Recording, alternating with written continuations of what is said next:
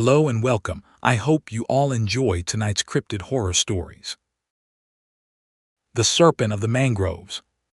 The mangrove swamps of the Gambia River have always been a place of whispers and shadows, where the boundary between the living world and the realm of spirits grows thin with the changing tides.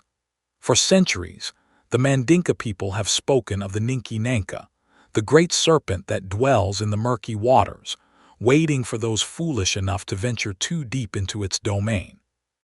I am Dr. Amadou Sow, and I led an expedition into those swamps 3 years ago that would change everything I thought I knew about the world, and about the darkness that lurks in the places we fear to look.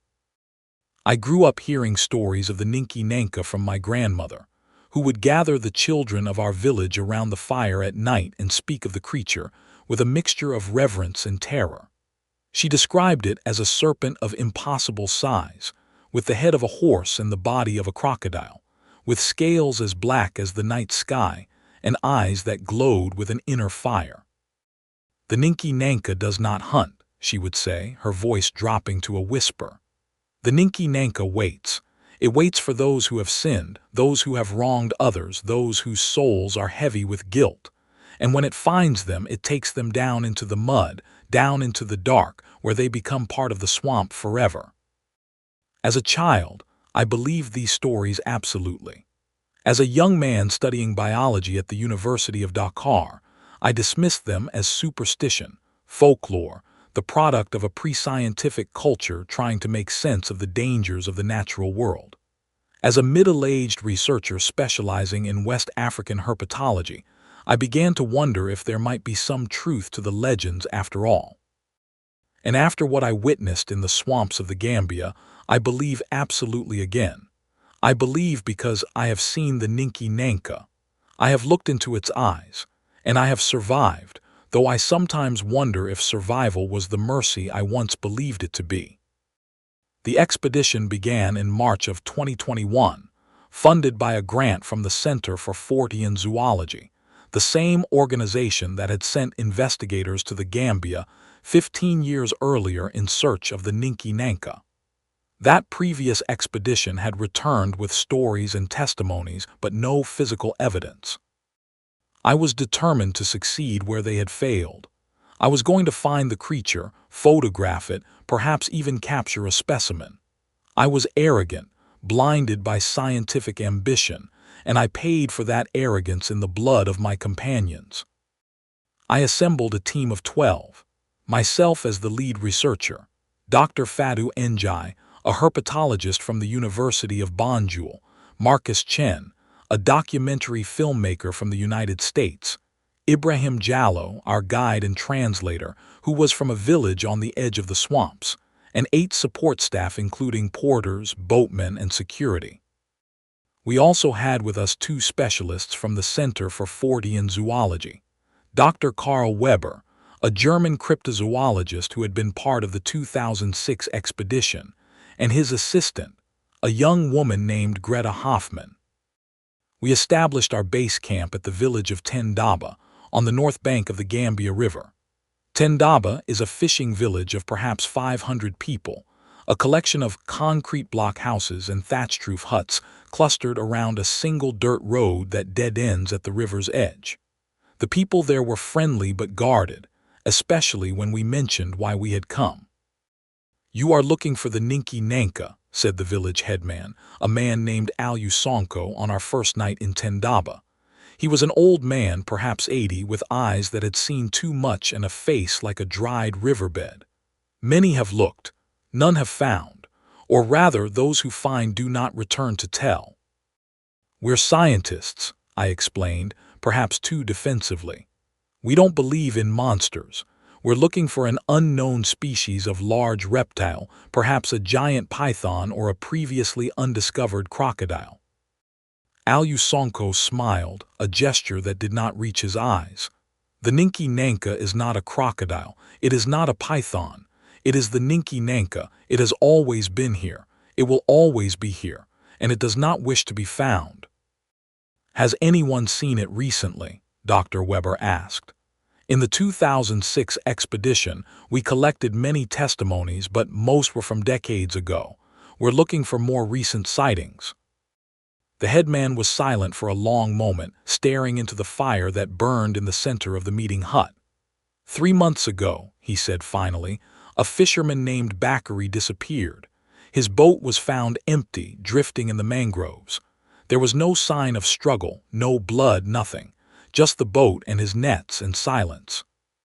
Could he have drowned, Fadu asked, fallen overboard? Bakary was born on the river. He could swim before he could walk. He knew these waters better than he knew his own wife. And his wife will tell you that he had sinned, that he had taken money that was not his, that he had wronged a man from a neighboring village. The Ninki Nanka knows these things. The Ninki Nanka always knows. This was a common theme in the testimonies we collected over the next week. The Ninki Nanka did not attack indiscriminately. It targeted those who had done wrong, those whose consciences were heavy with guilt. It was a punishment, a divine instrument of justice that cleansed the swamp of evil, or so the stories claimed. We interviewed dozens of villagers, fishermen, hunters, people who had spent their lives on the river. Many refused to speak of the creature at all, making signs of protection when we mentioned its name. Others spoke in whispers, glancing over their shoulders as if afraid of being overheard. The stories they told were remarkably consistent in their details. The creature was enormous, 30 to 50 meters long. It had the head of a horse or a dragon, sometimes with horns or a crest of feathers. Its body was like that of a crocodile or a giant snake, covered in scales as hard as armor, and its gaze was deadly, bringing misfortune or death to those who met its eyes. One old woman, a traditional healer named Awajang, told us something that would prove prophetic. The Ninki Nanka is not just an animal, she said, her milky eyes seeming to see through us. It is a spirit. It lives in the water, but it is not of the water. It can be seen, but it is not flesh as we understand flesh. It is old, older than the river, older than the land. It was here before the first humans came. It will be here when the last humans leave. Do you think it can be photographed? Marcus asked, ever the practical documentarian. Captured on film. The Ninki Nanka cannot be captured, Awa said. Not on film, not in traps, not in cages. It captures you. It draws you in. It makes you want to see it, to know it, to be part of its mystery. And then when you are close enough, when you have seen too much, it takes you. I should have listened to her. I should have packed up our equipment and gone back to Banjul, written a report about folklore and cultural beliefs, and left the Ninki Nanka to the shadows where it belonged. But I was a scientist, and I had a grant to fulfill, and I was certain that somewhere in those mangrove swamps there was an undiscovered species waiting to be catalogued. We began our survey in the second week of March, entering the swamp system in 3 boats. The Gambia River estuary is a labyrinth of waterways, where salt water from the Atlantic mixes with fresh water from the interior, creating brackish channels that wind through dense stands of mangrove trees. The roots of these trees create a maze of submerged passages, some wide enough for small boats, others so narrow that one must crawl through on hands and knees. The canopy overhead blocks out the sun, turning day into twilight and creating an atmosphere of perpetual shadow. Our guides were local fishermen who knew the waterways well, at least the parts that were safe for humans. They refused to take us into the deeper sections, the places where the channels grew narrow and the mud sucked at the boat bottoms. That is where it lives, they said. We do not go there. We will pay extra, I offered, foolishly believing that money could overcome fear. There is no amount of money that is worth my soul, one of the guides, a man named Ebrima, replied. The Ninki Nanka does not take your life, it takes your spirit. It takes the part of you that goes on after death. If the Ninki Nanka takes you, you do not go to the ancestors. You do not rest. You become part of the swamp, forever hungry, forever seeking, never finding peace. We ended up going in alone, or nearly alone. Ibrahim agreed to guide us to the edge of the forbidden zone, and then we would proceed on foot, or rather on hands and knees, through the narrow channels that the locals refused to enter. It was a foolish plan, born of arrogance and desperation, and it would cost us everything. The first signs appeared on our third day in the swamp. We had made camp on a small island of relatively dry ground, surrounded by mangrove roots that rose from the water like the fingers of drowning men. The night was hot and still, the air thick with the smell of decaying vegetation and salt. We were sitting around a small fire, eating reconstituted rations and reviewing our notes, when we heard the sound. It was a splash, loud enough to carry across the water, followed by a hissing that seemed to vibrate in our chests rather than enter through our ears. The hissing rose and fell in a pattern that might have been language, or might have been something else entirely. It lasted for perhaps 30 seconds, and then silence. "What was that?" Greta asked, her voice barely audible. "Crocodile," Marcus suggested, though he didn't sound convinced. "That was no crocodile," Ibrahim said. His face was pale in the firelight, his eyes wide with fear. "That was the Ninki Nanka. It knows we are here. It is warning us." "Warning us of what?" Fatu asked, trying to maintain her scientific composure. "Warning us to leave," Ibrahim said. "Warning us that we are trespassing. Warning us that our souls have been weighed and found wanting." I tried to laugh to make light of his fear, but the sound came out hollow. There had been something in that hiss, some quality that spoke of intelligence, of intention, of ancient awareness. It was not the sound of an animal. It was the sound of something that knew we were there, that was watching us, that was deciding what to do with us. We posted watches that night, something we had not done before. I took the first watch, sitting by the dying fire, listening to the sounds of the swamp. The normal noises were there, insects, frogs, the occasional fish jumping, but underneath them I could sense something else. A presence, a weight, the feeling of being watched by eyes that did not need light to see. At midnight I woke Fatu for her watch and tried to sleep, but sleep would not come. I lay in my hammock, staring at the canopy overhead, listening to the silence that had fallen over the swamp. Even the insects had gone quiet, as if holding their breath, waiting for something to happen. And then it did. The scream came from the water, a sound of such pure terror that it froze my blood. It was a human voice, but distorted, stretched beyond the limits of what vocal cords should be able to produce. It went on, rising and falling, accompanied by splashing and thrashing that suggested something massive moving just beyond the range of our vision. I was out of my hammock in seconds, flashlight in hand, running toward the sound. Fatu was already there at the water's edge, her light sweeping back and forth across the black surface. The others were emerging from their tents, weapons ready, shouting questions that no one could answer. The scream stopped abruptly, cut off as if by a knife.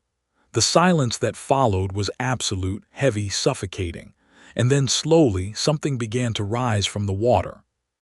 It was a head, but unlike any head I had ever seen on a living creature. It was elongated, horse-like, with a crest of what looked like feathers or spines rising from the back of the skull. The eyes were the size of dinner plates, glowing with an inner light that seemed to come from within rather than reflecting our flashlights. The mouth opened, revealing rows of teeth that were too numerous, too sharp, too perfectly designed for killing. The head rose higher and we saw the neck, long, serpentine, scaled in patterns of black and green that seemed to shift and move in the light. The creature was looking at us, those glowing eyes fixing on each of us in turn, and I felt something in my mind, something like pressure, like the feeling of being pushed underwater, drowning in air. "Don't look at it," Ibrahim screamed, his voice cracking with panic. "Don't look in its eyes. The gaze of the Ninki Nanka brings death." I tried to look away, but I couldn't. The eyes held me, trapped me, reached into my soul and found every secret I had ever kept, every wrong I had ever done, every guilt I had ever buried. I saw my failures flash before me, the colleague whose work I had plagiarized, the student whose advances I had spurned cruelly, the wife I had betrayed, the daughter I had abandoned. The Ninki Nanka saw them too, I knew, It knew everything. It knew that I deserved to die. Amadou, Fadu's voice distant, muffled, as if coming from underwater. Amadou, look away. She grabbed my arm, physically turning me, breaking the eye contact. The spell shattered and I gasped, sucking in air that suddenly seemed too thin, too insubstantial. When I looked back, the creature was gone, sinking back into the water with barely a ripple, leaving only the memory of its gaze and the certainty that it would be back. We found the body at dawn. One of the boatmen, a young man named Lamon who had been sleeping in one of the supply boats, was gone. The boat was still there, tied to its mooring, but Lamon was not in it. We found him 50 meters away, floating face down in a channel between the mangrove roots. When we pulled him out, we saw that his eyes were open, staring, filled with an expression of such horror that I had to look away. There were no marks on his body, no wounds, no bites, no signs of violence, but his face was frozen in a rictus of terror, his mouth open in a silent scream, his hands curled into claws. Dr. Weber examined him and concluded that he had died of cardiac arrest, his heart stopped by fear. "The Ninki Nanka doesn't need to bite," Ibrahim said quietly as we wrapped Lamon's body in a tarpaulin.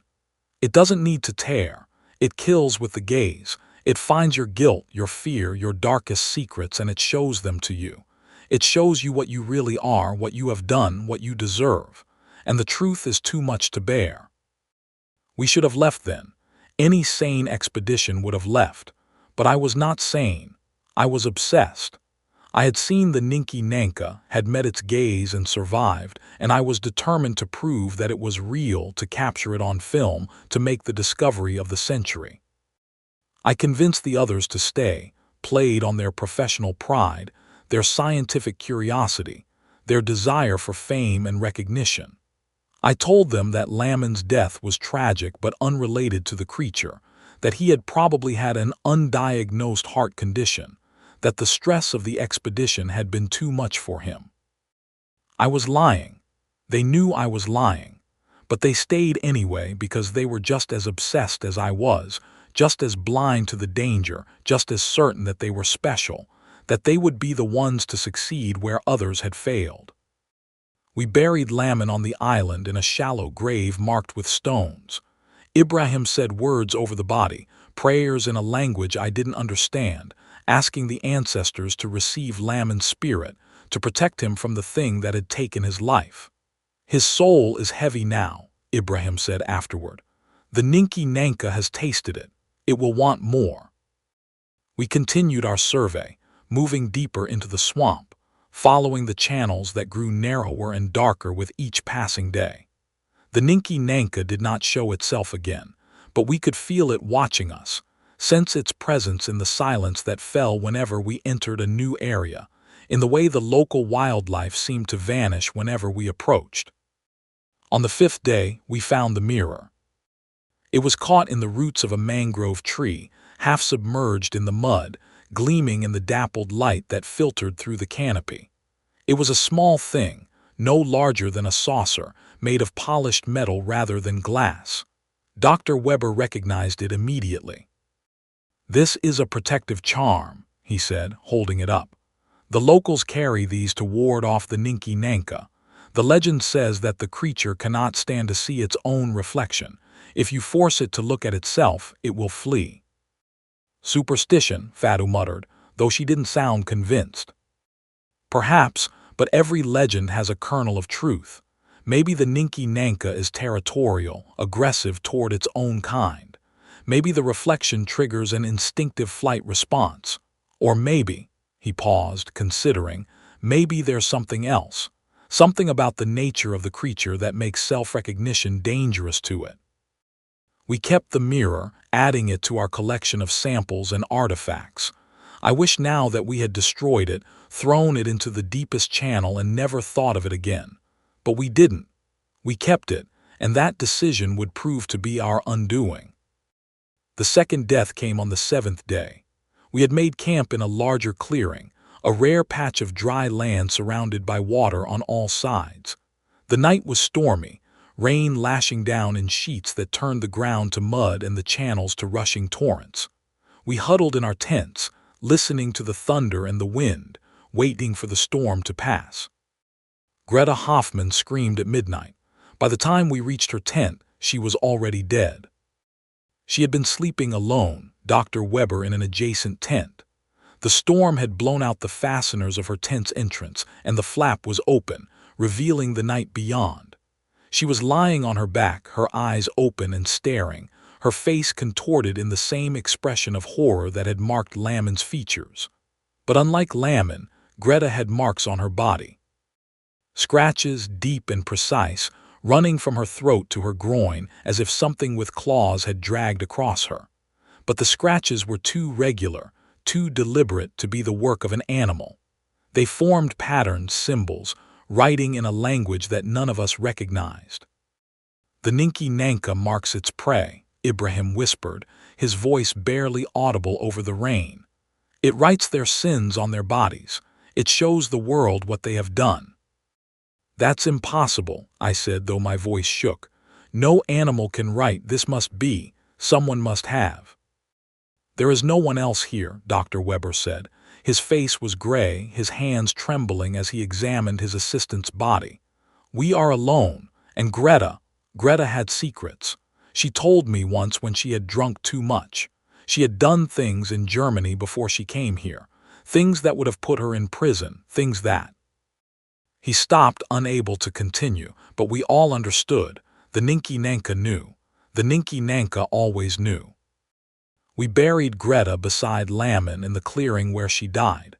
The storm continued for 3 days, trapping us in place, forcing us to confront the reality of our situation. We were being hunted, we were being judged, and we were being found wanting. On the 4th day after Greta's death, the rain stopped, and we made the decision that would doom us all. We would find the Ninki Nanka's lair. We would confront it on its own terms. We would end this. Ibrahim tried to talk us out of it. He begged us, pleaded with us, even threatened to leave us and find his way back to civilization alone. But we were beyond reason, beyond fear, beyond sanity. We had tasted the mystery and we wanted more. We wanted answers. We wanted proof. We wanted to look into the abyss and have it look back. The Ninki Nanka was happy to oblige. The entrance to its lair was in the deepest part of the swamp, where the mangrove roots grew so thick that they formed walls on either side of the channel, creating a tunnel of wood and shadow.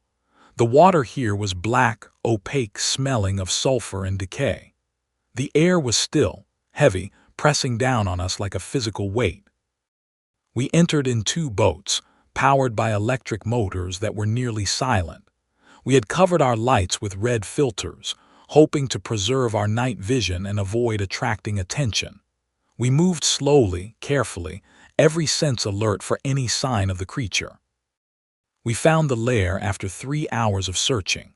It was not a cave as we had expected, but rather a sinkhole, a place where the earth had collapsed into an underground cavern, creating a pool of black water surrounded by mangrove roots. The hole was perhaps 50 meters across, perfectly circular, the water within so dark that it seemed to absorb light rather than reflect it. "This is it," Ibrahim said. His voice was hollow, resigned. "This is where it lives, this is where it waits." "We should go back," Fadu said. She was the first to voice what we were all thinking. "We should go back and get reinforcements, get the authorities, get—" "Get what?" I asked, my voice harsh. "Get someone else to die. We've come this far, we're not leaving without proof." I took the camera from Marcus, checked that it was recording and pointed it at the pool. "Ninki Nanka," I called out, feeling foolish but driven by some compulsion I couldn't control. "Show yourself. We know you're there. We want to talk." The water stirred. A ripple spread from the center of the pool, growing larger, becoming a wave that lapped at the edges of the sinkhole. And then the head emerged. It was larger than before, or perhaps it was just closer. The horse-like head rose on a neck that seemed to go on forever, scaled in patterns of black and green that shifted like oil on water. The eyes, those terrible glowing eyes, fixed on me, and I felt the pressure again, the weight of guilt, the certainty of judgment. "Look away," Ibrahim screamed. "Don't meet its gaze." But I couldn't look away. I was transfixed, trapped, drowning in those eyes that saw everything.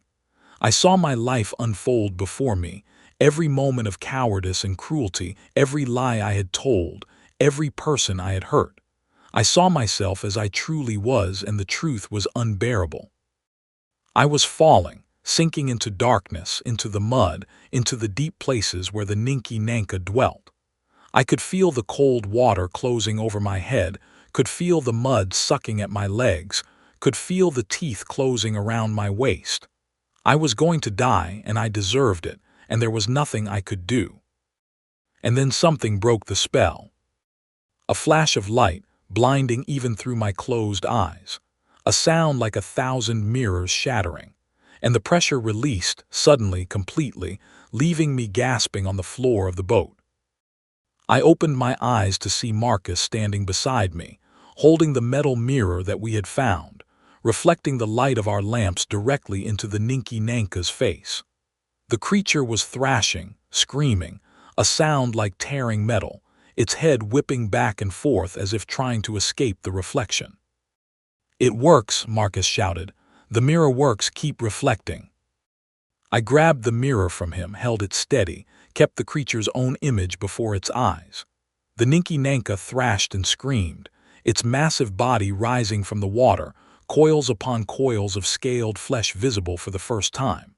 It was even larger than the legends claimed, 60 meters at least, perhaps more, a serpent of impossible size and impossible age. And then it dove, plunging back into the black water, disappearing into the depths with a sound like a thunderclap. The waves it created rocked our boats, nearly capsizing them, and when the water finally settled, the Ninki Nanka was gone. We sat in silence, stunned by what had happened. The mirror had worked. The legends were true. We had faced the Ninki Nanka and survived. "We need to leave," Fatu said quietly. "Now, while we can." "We can't," Dr. Weber said. He was staring at the water, his face pale. "Don't you understand? It knows us now. It has tasted our souls. It won't stop until it has all of us. The mirror won't save us next time. It will find a way." He was right. I knew he was right. But I was still obsessed, still driven by the need for proof, for discovery, for the fame that would come with being the man who proved the Ninki Nanka was real. "We have the footage," I said. "We have proof. We can leave, publish our findings, come back with a larger team, better equipment." "You don't understand," Ibrahim said. His voice was flat, empty, the voice of a man who has given up hope. "There is no leaving. There is no escape. The Ninki Nanka has claimed us.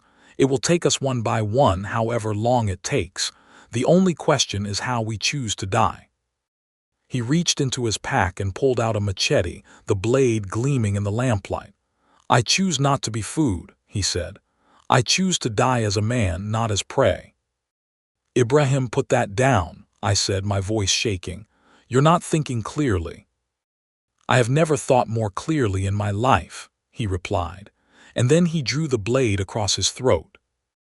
The blood sprayed in an arc that seemed to hang in the air forever. Ibrahim's eyes met mine, and for a moment I saw something in them, not fear, not regret, but peace. He had escaped. He had denied the Ninki Nanka its meal.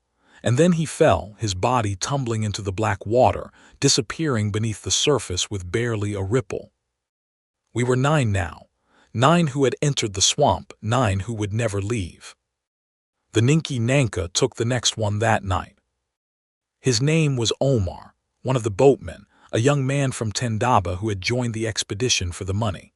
He was sleeping in his boat, tied up to a mangrove root when the creature came for him. We heard the splash, the scream that was cut off too soon, and when we reached his boat with our lights, we found only blood. Blood on the gunnels, blood on the water, blood on the mangrove roots where something massive had dragged him under. The Ninki Nanka was angry. We had heard it with the mirror, had forced it to confront something it did not want to see. Now it was taking its revenge. one by one, slowly, methodically, savoring each death. "We need to get out of here," Marcus said. His voice was high, panicked. "We need to get to open water, to the river, to where it can't follow." "It can follow anywhere," Dr. Weber said. "The Ninki Nanka is not bound by water. It can move through mud, through earth, through the spaces between the roots. There is no escape." "There must be," I insisted. "There has to be." But there wasn't. We knew there wasn't. And the Ninki Nanka knew we knew. The next death came at dawn. We had made it through the night, huddled together in a single boat, weapons ready, waiting for an attack that didn't come. As the sun rose, painting the swamp in shades of gold and crimson, we allowed ourselves to hope. Maybe it was over. Maybe the creature had been satisfied. Maybe we would live. Dr. Weber was the first to step out of the boat, his feet sinking into the mud at the water's edge. He was reaching for a mangrove root, trying to pull himself onto dry land, when the mud erupted beneath him. The Ninki Nanka rose from the earth itself, its serpentine body bursting through the mud and roots as if they were paper. It caught Dr. Weber in its jaws, lifted him into the air, and crushed him. We heard his bones snap, saw his body fold in ways that bodies should not fold. The creature shook him once, twice, and then swallowed, the lump of his body visible moving down the serpent's throat. It turned to look at us, those terrible eyes fixing on each of us in turn. And then, impossibly, it spoke. "More," it said, in a voice like grinding stones and rushing water. "I will have more." Then it sank back into the earth, leaving us with the echo of its voice and the certainty of our doom. We were 7 now. 7 who had seen the impossible, 7 who knew that death was coming, 7 who understood that there was no escape from the judgment of the Ninki Nanka. I looked at my remaining companions, Fadu, Marcus, and 4 support staff whose names I can barely remember now. They were all looking at me, their faces pale, their eyes hollow. I was the leader. I had brought them here. I had led them to this. "I'm sorry," I said. The words were inadequate, pathetic, but they were all I had. "I'm so sorry." "Sorry doesn't help," Fadu said. Her voice was steady, controlled, but I could see the fear in her eyes. "We need a plan. We need to survive." "The mirror," Marcus said suddenly. "We still have the mirror. We can use it to keep the creature away, to buy time." "It won't work twice," one of the support staff said, a man named Samba. He was shaking, his eyes darting back and forth across the swamp. "It knows about the mirror now. It will find a way around it." "Then what do we do?" Fadu asked. "What can we do?" "We run," I said. "We run, and we don't stop until we reach the river." So we ran. We abandoned the boats, the equipment, everything, and we ran through the swamp, splashing through channels, crawling over roots, pushing through vegetation that tore at our skin and clothes. We ran until our lungs burned, until our legs gave out, until we collapsed in a heap of exhaustion and fear. And the Ninki Nanka followed. We could hear it, could feel it, could sense its presence behind us, beneath us, all around us. The swamp itself seemed to be alive with it, every shadow hiding its coils, every ripple betraying its movement. It was herding us, driving us, playing with us like a cat plays with a mouse. Samba was the first to fall. He tripped on a root, went down face first in the mud, and before anyone could help him, the earth opened beneath him. The Ninki Nanka's head emerged, jaws closing around his waist, and pulled him under. We heard him scream for a moment, muffled by mud and water, and then silence. We ran again. There was nothing else to do. We ran until we reached a larger channel, wide enough for boats, deep enough to swim. The river was ahead. We could feel it, could smell the salt of the ocean on the air. We were close, so close. The Ninki Nanka rose from the water before us, blocking our path. Its body formed a wall of scales and muscle, its head towering above us, its eyes glowing with malevolent intelligence. It opened its mouth, revealing the rows of teeth, the throat that led down into darkness. "You cannot escape," it said in that voice like grinding stones. "Your guilt binds you here. Your sins weigh you down. You are mine." "No," Marcus screamed. He pulled the mirror from his pack, held it up, reflected the creature's own image back at it. "No, leave us alone." The Ninki Nanka laughed. It actually laughed, a sound like breaking glass and rushing water. "Foolish child, you think a mirror can save you. I have shown you your true selves. I have revealed your souls. You are already mine. The mirror only hastens the end." It struck faster than thought, faster than reaction. Marcus went down, the mirror flying from his hand, his body caught in those terrible jaws. The Ninki Nanka lifted him, shook him, and swallowed him whole. I saw the bulge of his body moving down the serpent's throat, and then he was gone. We were 5 now, 5 who would not see another sunrise. The creature turned to face us, its eyes fixing on me once again. "You," it said, "the leader, the one who brought them here, your guilt is the heaviest of all. You will be the last. You will watch them die and then you will join them." "Please," I whispered, "please, I beg you." "Begging is for the innocent," the Ninki Nanka said. "You are not innocent, you are guilty, and guilt must be punished." It struck again, and another of the support staff fell, a man whose name I have forgotten, his death too quick for him to even scream. Then another, a woman named Awa who had been with us since the beginning, her body crushed and consumed. Then the last support staff, a man named Lamin, not the same Lamin who had died first, but another with the same name, who tried to run and was caught by the tail, whipped against a tree with enough force to shatter every bone in his body. And then there were 2, just Fadu and me, standing in the swamp, surrounded by the bodies of our companions, facing the creature that had hunted us through the darkness. "Run," Fadu whispered. "I'll hold it off, you run." "Fadu, no. Someone has to survive," she said. "Someone has to tell the world what happened here. Tell them about the Ninki Nanka. Tell them to stay away. Tell them I'm sorry, for whatever I did, for whatever it found in me." She turned to face the creature, her head high, her eyes meeting its gaze without flinching. "I am Dr. Fadu Njai," she said, her voice steady. "I am a scientist. I am a human being, and I am not afraid of you." The Ninki Nanka seemed to pause, as if considering her words. Then it struck, and Fadu was gone, swallowed whole, her body disappearing down that terrible throat before I could even cry out. I was alone, alone in the swamp, alone with the creature, alone with my guilt. "Now you," the Ninki Nanka said, turning its gaze on me. "The last, the worst, the one whose guilt is a weight that would sink the world." "Please," I whispered. "Please, I have a family, I have a daughter. I haven't seen her in 10 years. Please, let me see her again. Let me tell her I'm sorry, let me." "Your daughter," the creature said, and its voice was different now, softer, almost gentle. "The one you abandoned, the one you left to starve while you pursued your glory. Do you know where she is now?" "No," I sobbed. I don't know anything." "She is here," the Ninki Nanka said. "In the swamp. She came looking for you, she came to find her father, and I found her instead." "No," I moaned. "No, no, no." "She is part of me now," the creature said.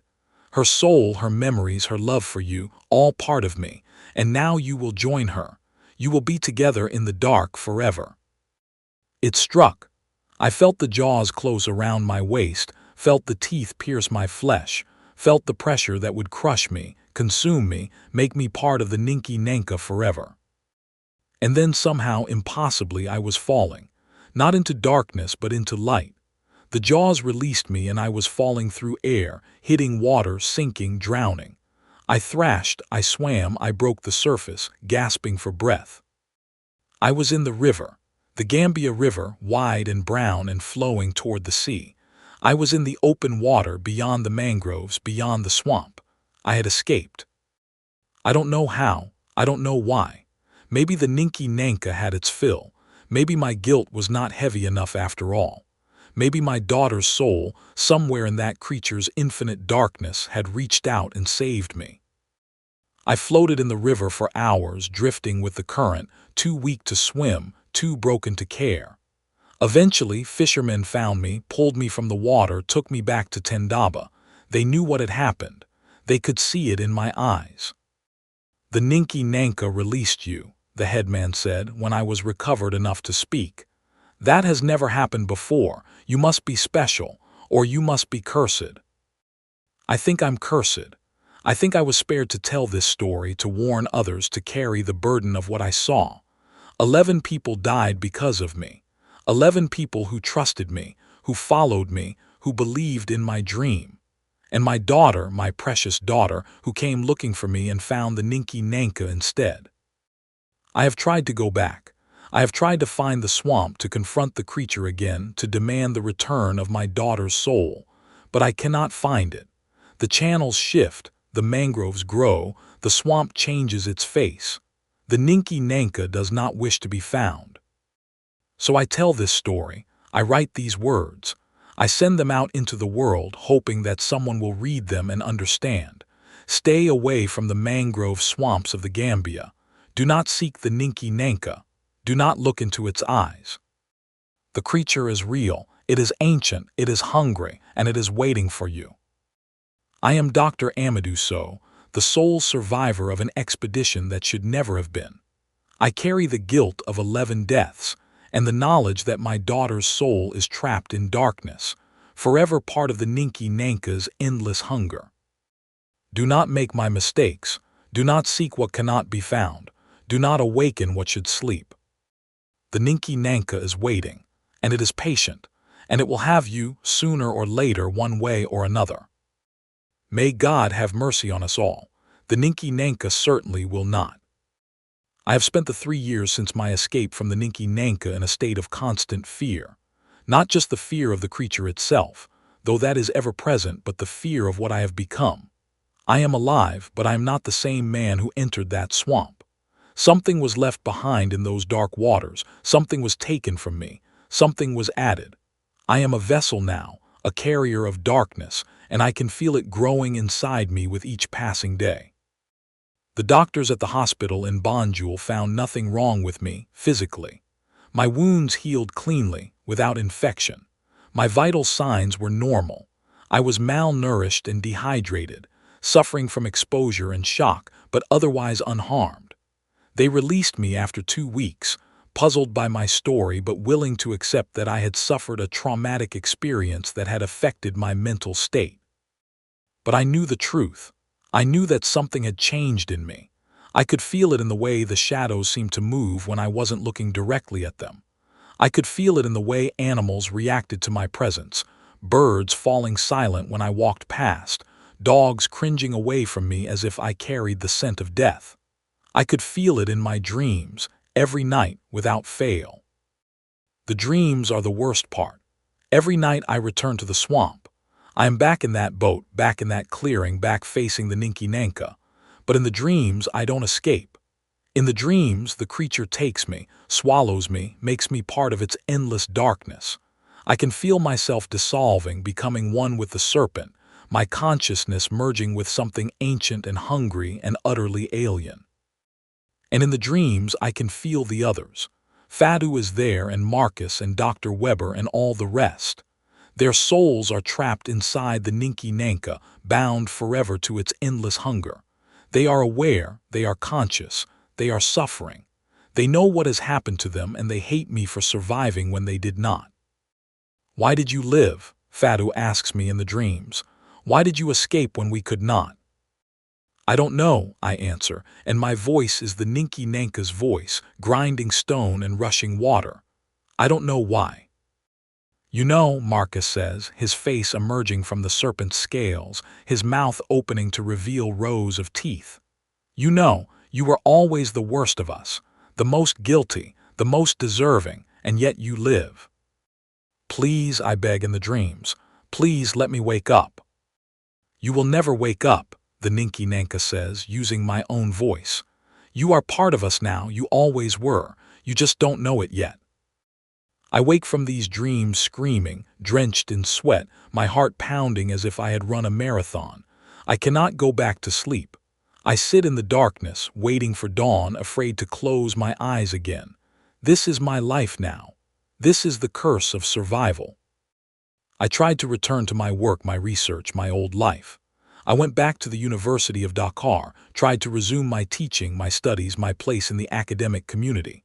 But I couldn't concentrate. I couldn't focus.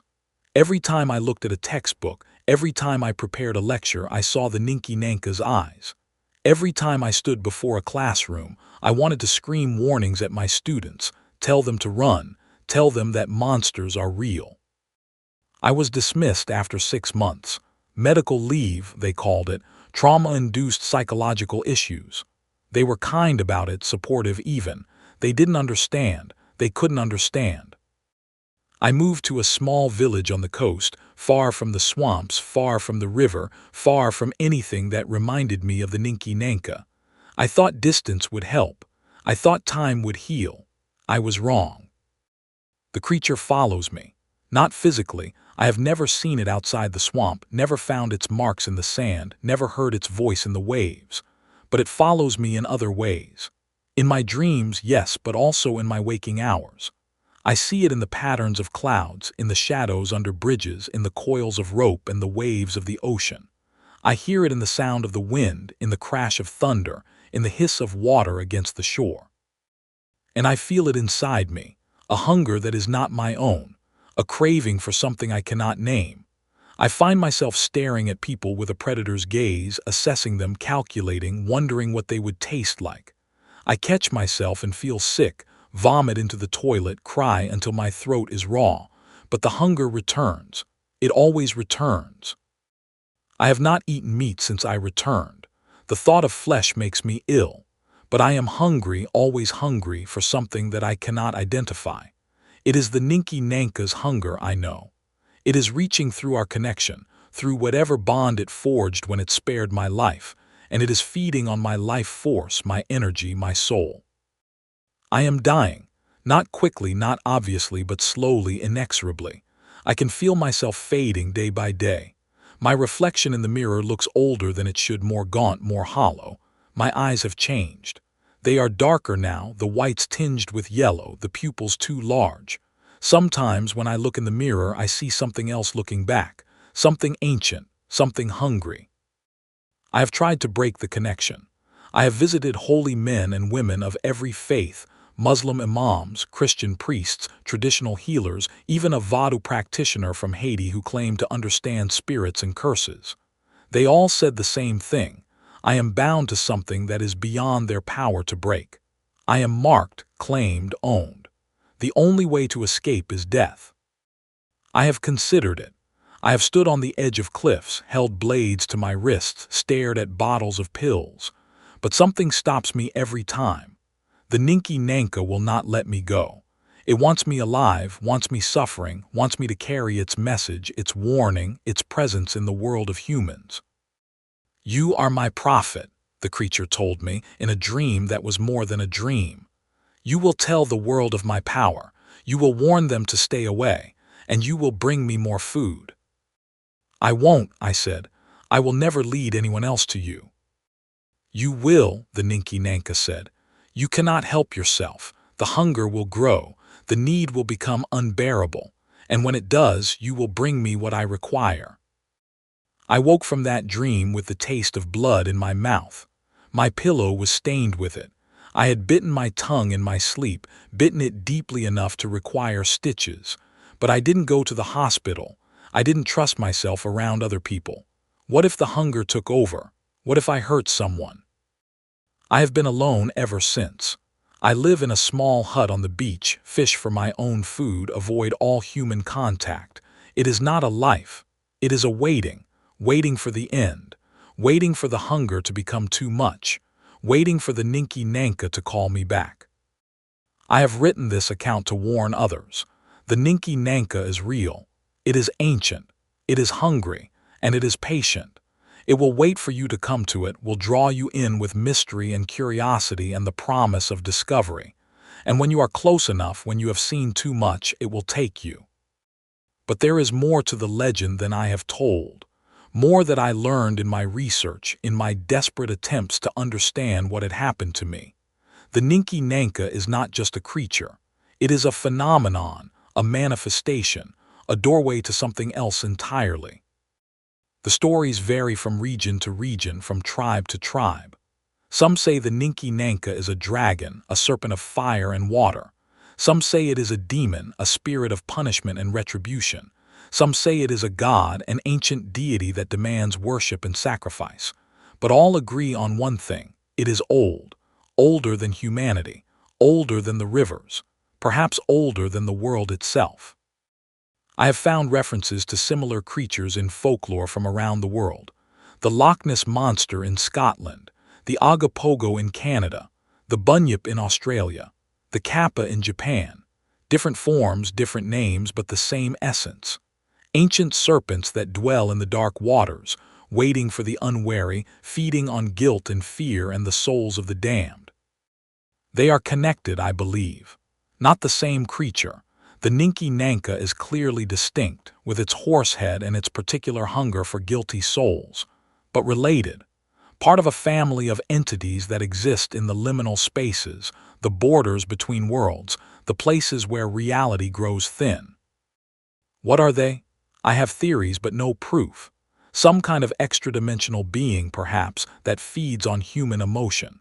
Some remnant of an ancient race that existed before the mammals, before the dinosaurs, before life as we know it. Some manifestation of the collective unconscious, given form by belief and fear. Or perhaps they are simply animals, evolved in ways we cannot understand, adapted to niches we cannot imagine. Perhaps the supernatural aspects are just natural phenomena we haven't explained yet. Perhaps the gaze of death is a toxin, a pheromone, a psychological effect. Perhaps the soul consumption is just digestion. I want to believe this, I try to believe this, but I know it is not true. I have looked into the Ninki Nanka's eyes. I have felt its presence in my mind. I have seen the souls of my companions trapped in its darkness. This is not biology. This is something else. And it is spreading. In my research, I have found evidence that the Ninki Nanka is not confined to the Gambia. There have been sightings up and down the West African coast, from Senegal to Nigeria. There are stories from the Amazon, from the Mekong, from the swamps of Louisiana. The creature, or its cousins, are expanding their territory, testing new waters, seeking new prey. Why now? I don't know. Perhaps climate change is altering their habitats, forcing them to move. Perhaps human encroachment is driving them from their traditional hunting grounds.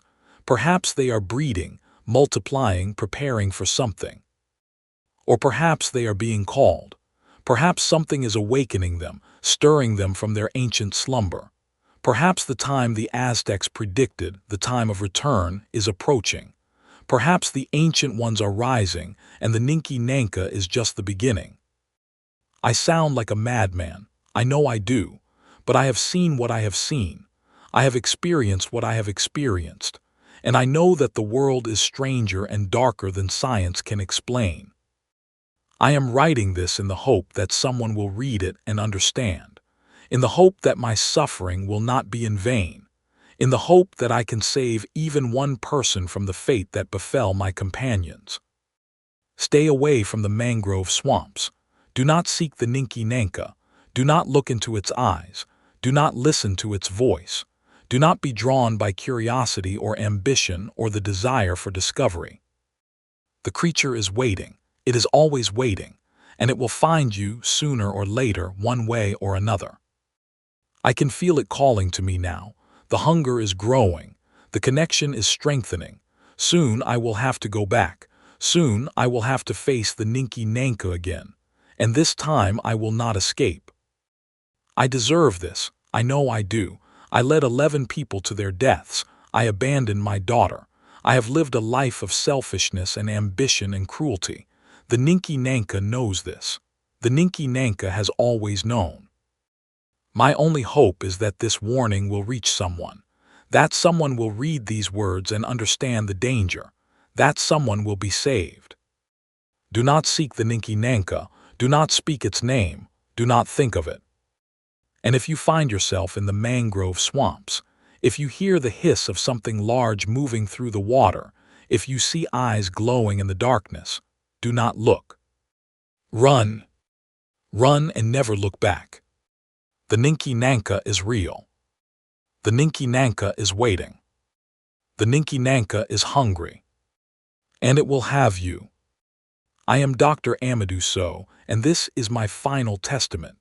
May God have mercy on my soul, for the Ninki Nanka certainly will not. The creature calls to me even now. I can hear it in the waves, in the wind, in the beating of my own heart. It is time. I must go. I must return to the swamp, to the darkness, to the endless hunger. I am not afraid. I am beyond fear. I am resigned. Goodbye. May you never know what I have known. May you never see what I have seen. May you die in your bed, an old man or woman, surrounded by loved ones, with no knowledge of the ancient ones that dwell in the dark places. This is my prayer for you. This is my curse upon myself. The Ninki Nanka waits for no one. And I am going to meet it. Final entry, Dr. Amadou Sow, date unknown, location unknown. The hunger is overwhelming now. I can feel the Ninki Nanka inside me, can feel its thoughts mixing with my own. We are becoming one. Soon, there will be no difference between us. Soon, I will be just another voice in the darkness, another soul in the serpent's belly. I welcome it, I deserve it, I have earned it. To anyone who finds these pages, burn them. Do not read them, do not think of them. Forget what you have read. Forget the Ninki Nanka exists. Or better yet, take up arms, gather an army, destroy the swamp, drain the waters, burn the mangroves, kill the Ninki Nanka before it kills you. But you won't. I know you won't. You are too curious, too skeptical, too human. You will read these words and dismiss them as madness or fantasy or fiction. You will convince yourself that monsters are not real. And then, someday, you will find yourself in the mangroves. You will hear something large moving through the water. You will see eyes glowing in the darkness. And you will look. Because that is what humans do. We look, we seek, we discover, we cannot help ourselves. And the Ninki Nanka knows this. It counts on this. It has survived for millions of years because of this. We are its food, we are its prey, we are its entertainment. And we always will be. Goodbye. This is Dr. Amadou Sow, signing off for the last time. The Ninki Nanka is here. It has been here all along. And now at last I am going home. I never made it back to the swamp. I wrote those final words believing I would return, believing the hunger would drive me back to the Ninki Nanka. But something stopped me. Something intervened. And now, in this final chapter, I must tell you what I have learned about the true nature of the creature, and about the horror that awaits not just those who seek it, but all of humanity. It was 3 weeks after I wrote the previous entry. I was living in my hut on the beach, starving myself to try to weaken the connection, to break the bond between me and the creature. I was weak, delirious, barely conscious when they came for me. Not the Ninki Nanka, something else, something worse. They were old men and women, dressed in robes of white and green, carrying staffs carved from mangrove wood. They came in the night, silent as shadows, and surrounded my hut. I heard them chanting, heard words in a language I didn't recognize, felt something like electricity crackling in the air. "Dr. Sow," one of them said, an ancient woman with eyes like polished obsidian. "We have been watching you. We know what you carry. We know what is growing inside you." "Who are you?" I asked, my voice barely a whisper. "We are the keepers," she said. "We have guarded the secrets of the Ninki Nanka for 10,000 years. We have kept the balance. We have maintained the covenant. And we have come to save you if you will let us." "Save me?" I laughed, a hollow sound.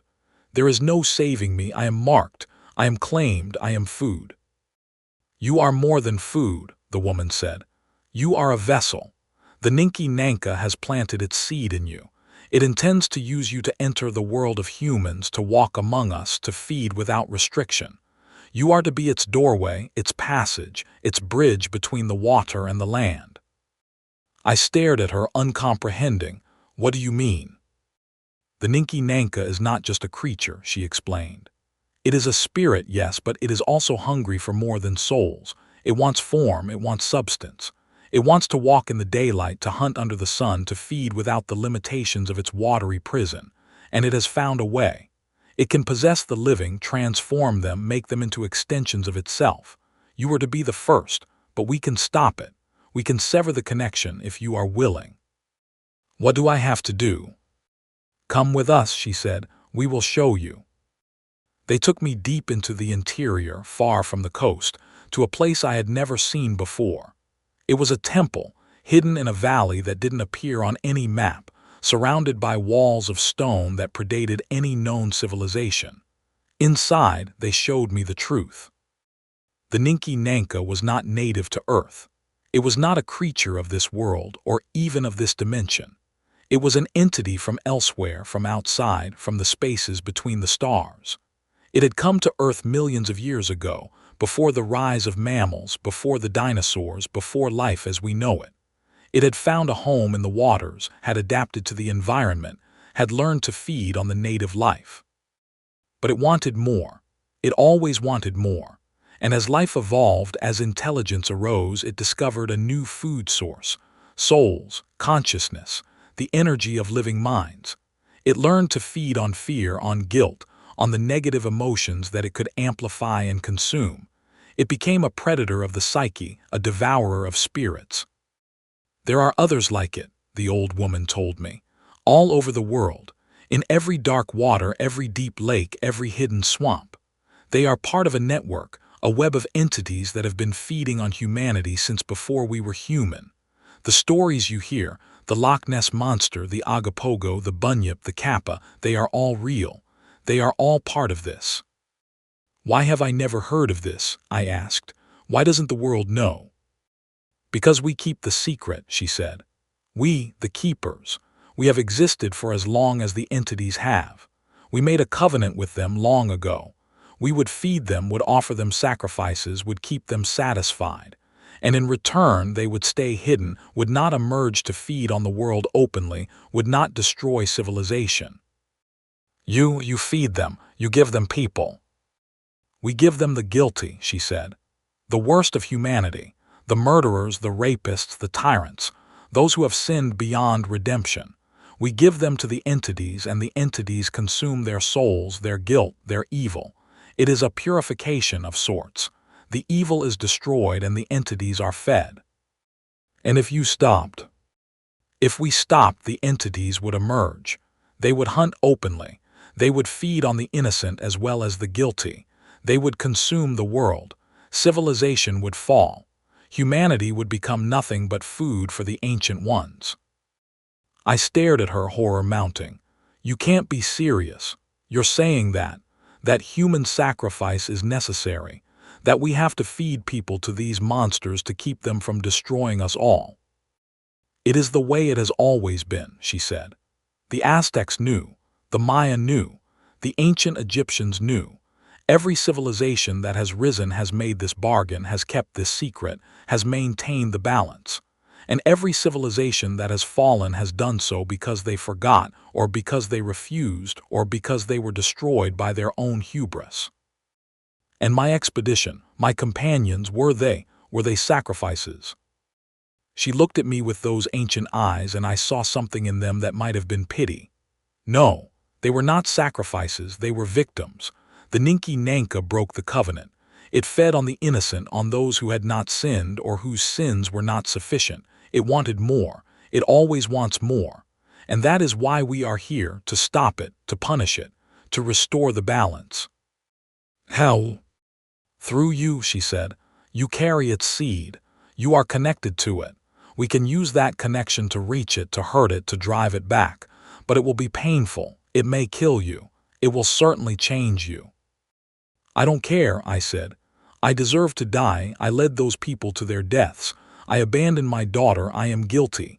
Feed me to it if you must. Just stop this. Stop the hunger. Stop the dreams. Stop the connection. Very well, she said, and then they began the ritual. It lasted 3 days. I cannot describe what was done to me because I don't fully remember. I know there was pain, more pain than I thought the human body could endure. I know there was chanting and drumming and the burning of herbs that made me see things that should not be seen. I know there was blood, my own blood, drawn in patterns on the stone floor. And I know that at the end of it, I faced the Ninki Nanka one final time. Not in the swamp, not in the water, in my mind, in the space between consciousness and unconsciousness where the entity lived. It was furious. It was in pain. It was dying, or as close to dying as something immortal can come. The keeper's ritual was working, severing its connection to this world, driving it back to the void from which it came. "You betray me," the Ninki Nanka said in a voice that shook the foundations of reality. "After I spared you, after I gave you life." "You didn't give me life," I said. "You gave me a prison. You gave me a slow death. You gave me hunger and dreams and the certainty of damnation. I gave you purpose. You were to be my bridge, my doorway, my eyes and ears and mouth in the world of men." "I reject your purpose," I said. "I reject your hunger. I reject you." "You cannot," the creature said. "You are mine. You have always been mine. From the moment you first felt guilt, from the moment you first sinned, you were mine. I claimed you then and I claim you now." "No," I said. "I am a human being. I am free. I choose my own path." "Foolish child," the Ninki Nanka said. "There is no choice. There is only hunger. There is only feeding. There is only the endless cycle." But it was wrong. I could feel it weakening, feel its grip loosening, feel the connection breaking. The keeper's ritual was working. The Ninki Nanka was being driven back. "This is not the end," the creature said, its voice fading. "I will return. We always return. We are eternal. We are infinite, and when we return, we will feast." "Then we will be ready," I said. "We will always be ready." "You will not," the Ninki Nanka said. "You will forget. You always forget. That is your weakness. That is why we will win." And then it was gone. The connection severed. The hunger faded. The dreams stopped. I woke in the temple, surrounded by the keepers, my body covered in cuts and burns and symbols I didn't recognize. But I was free. The Ninki Nanka was gone from my mind, my soul, my being. "Is it dead?" I asked. "No," the old woman said. "It cannot be killed, but it has been driven back, weakened, forced to retreat. It will be generations before it can manifest again." "Generations?" I asked. "But what about the others, the other entities, the other Ninki Nankas around the world?" "They remain," she said. "We continue the covenant, we continue the sacrifices, we maintain the balance. It is the way it has always been, the way it will always be." "And my companions, the 11 who died, what of them?" The woman was silent for a long moment. "Their souls were consumed," she said finally. "They are gone. There is no afterlife for those taken by the Ninki Nanka. There is only the void, only hunger, only darkness." "Even my daughter." "Especially your daughter. The Ninki Nanka lied to you. It lied about everything. She never came to the swamp. She is still alive, still searching for you, still wondering what happened to her father. The creature used your guilt against you, made you believe she was dead. It fed on that belief, on that pain, but it was a lie." I broke down then, weeping, overwhelmed by the revelation. My daughter was alive. I had abandoned her for nothing. I had suffered for nothing. I had been manipulated, played, used by a creature that understood the human heart better than I did. "Can I see her?" I asked. "Can I find her?" "No," the woman said. "You are dead to her. You have been dead for 3 years. She has moved on. She has a new life. You cannot return to her now. You are too damaged, too broken, too marked. The Ninki Nanka may be gone from you, but its touch remains. You will never be normal. You will never be whole." "Then what do I do?" "You tell your story," she said. "You warn others. You join us if you will, become a keeper.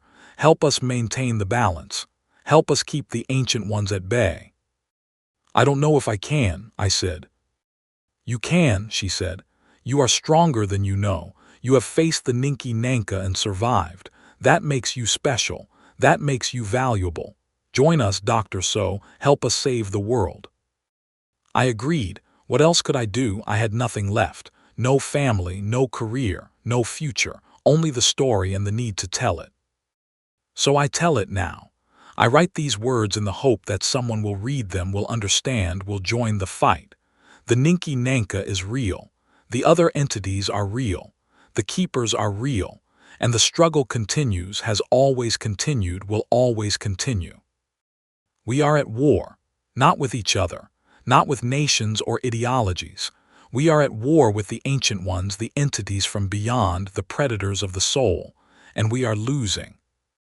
Every year more of the covenant is broken, more of the balance is lost, more of the ancient ones slip through the cracks, feed on the innocent, grow stronger. The Loch Ness Monster has not been seen in decades, but that doesn't mean it's gone. It means it's hunting elsewhere in darker waters where the keepers cannot see. The other entities are doing the same. They are adapting, evolving, preparing. And someday, soon perhaps, they will emerge. They will feed openly. They will consume the world. Unless we stop them, unless we remember the old ways, unless we maintain the covenant.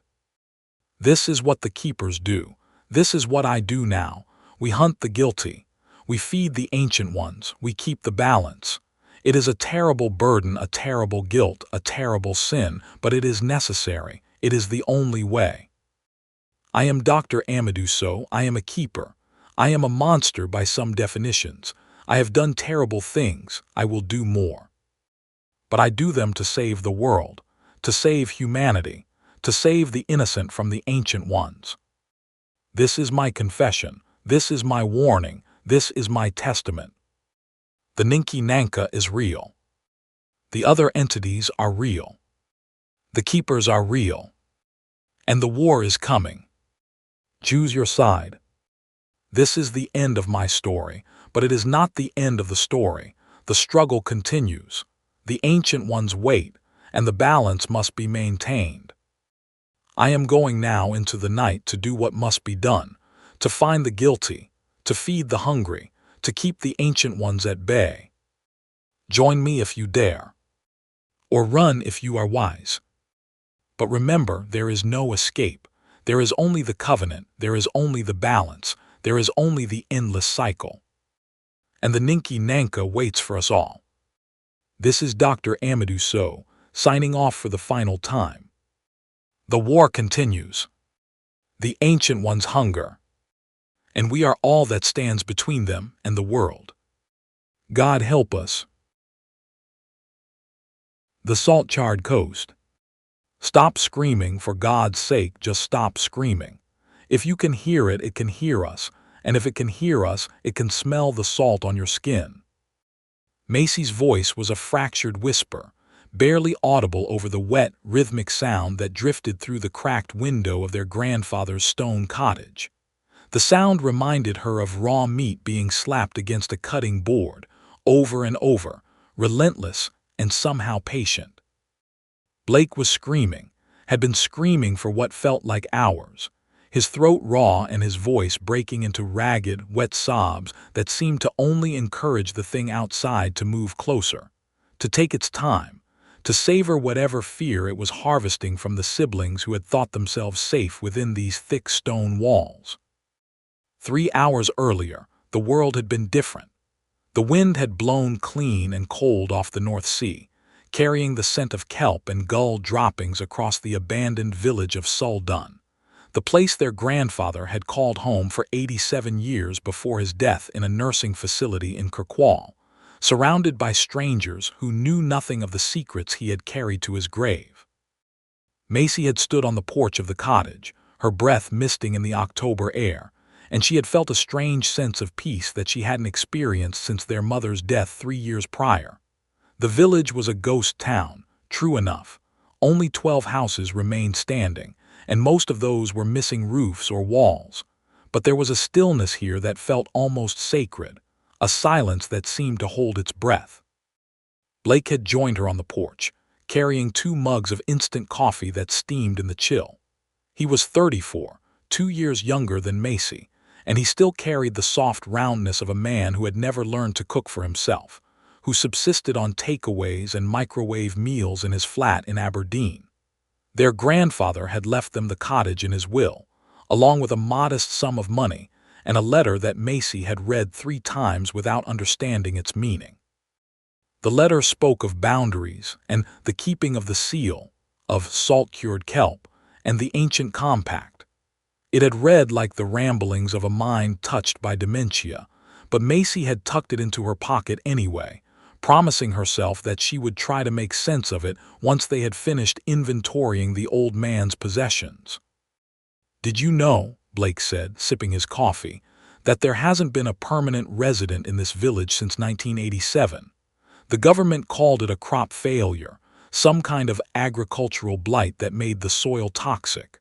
But I was reading online last night, and there's this whole conspiracy theory about—" "Please don't," Macy interrupted. "I don't want to hear about conspiracy theories. We're here to clear out Granddad's things, settle the estate, and sell this place to whoever wants a fixer-upper with an ocean view. That's it. That's the extent of my interest in this godforsaken rock." Blake fell silent, hurt by her sharpness, but Macy didn't apologize. She was tired. The ferry from the mainland had been delayed by rough seas, and they had arrived at the cottage past midnight, finding the electricity still connected but the water turned off. They had slept on camping mattresses in the front room, wrapped in blankets that smelled of cedar and something else, something organic and faintly rotten that Macy had tried not to think about too hard. The morning had brought better light and a clearer head, and now, as the sun climbed above the low hills that surrounded the village, Macy felt almost optimistic. The cottage was solid stone, built in the 18th century according to the deed, and it had good bones. With some work, it could be a lovely holiday home, the kind of place that people paid premium rates to rent on the weekends. She had already started making mental calculations about renovation costs and potential rental income when Blake interrupted her thoughts. "There's a cellar," he said. "I found the door this morning behind the pantry. It's padlocked, but the key was hanging on a hook right next to it. I didn't go down." Macy turned to look at him. "Why didn't you go down?" "The smell," Blake said, and his face twisted in a way that Macy didn't like. It smelled wrong, not like rot exactly, more like the beach at low tide but concentrated, like if you boiled down 1,000 gallons of seawater and trapped the steam in a bottle. Macy felt a chill that had nothing to do with the wind. "Show me."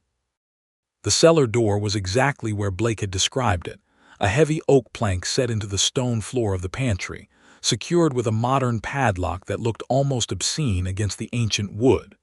Macy took the key from the hook, a heavy iron thing that felt cold in her palm, and unlocked the padlock. The hasp came away with a shriek of rusted metal, and she pulled the door open, revealing a set of stone steps that descended into absolute darkness. The smell hit her immediately, exactly as Blake had described it: concentrated salt, organic and somehow alive.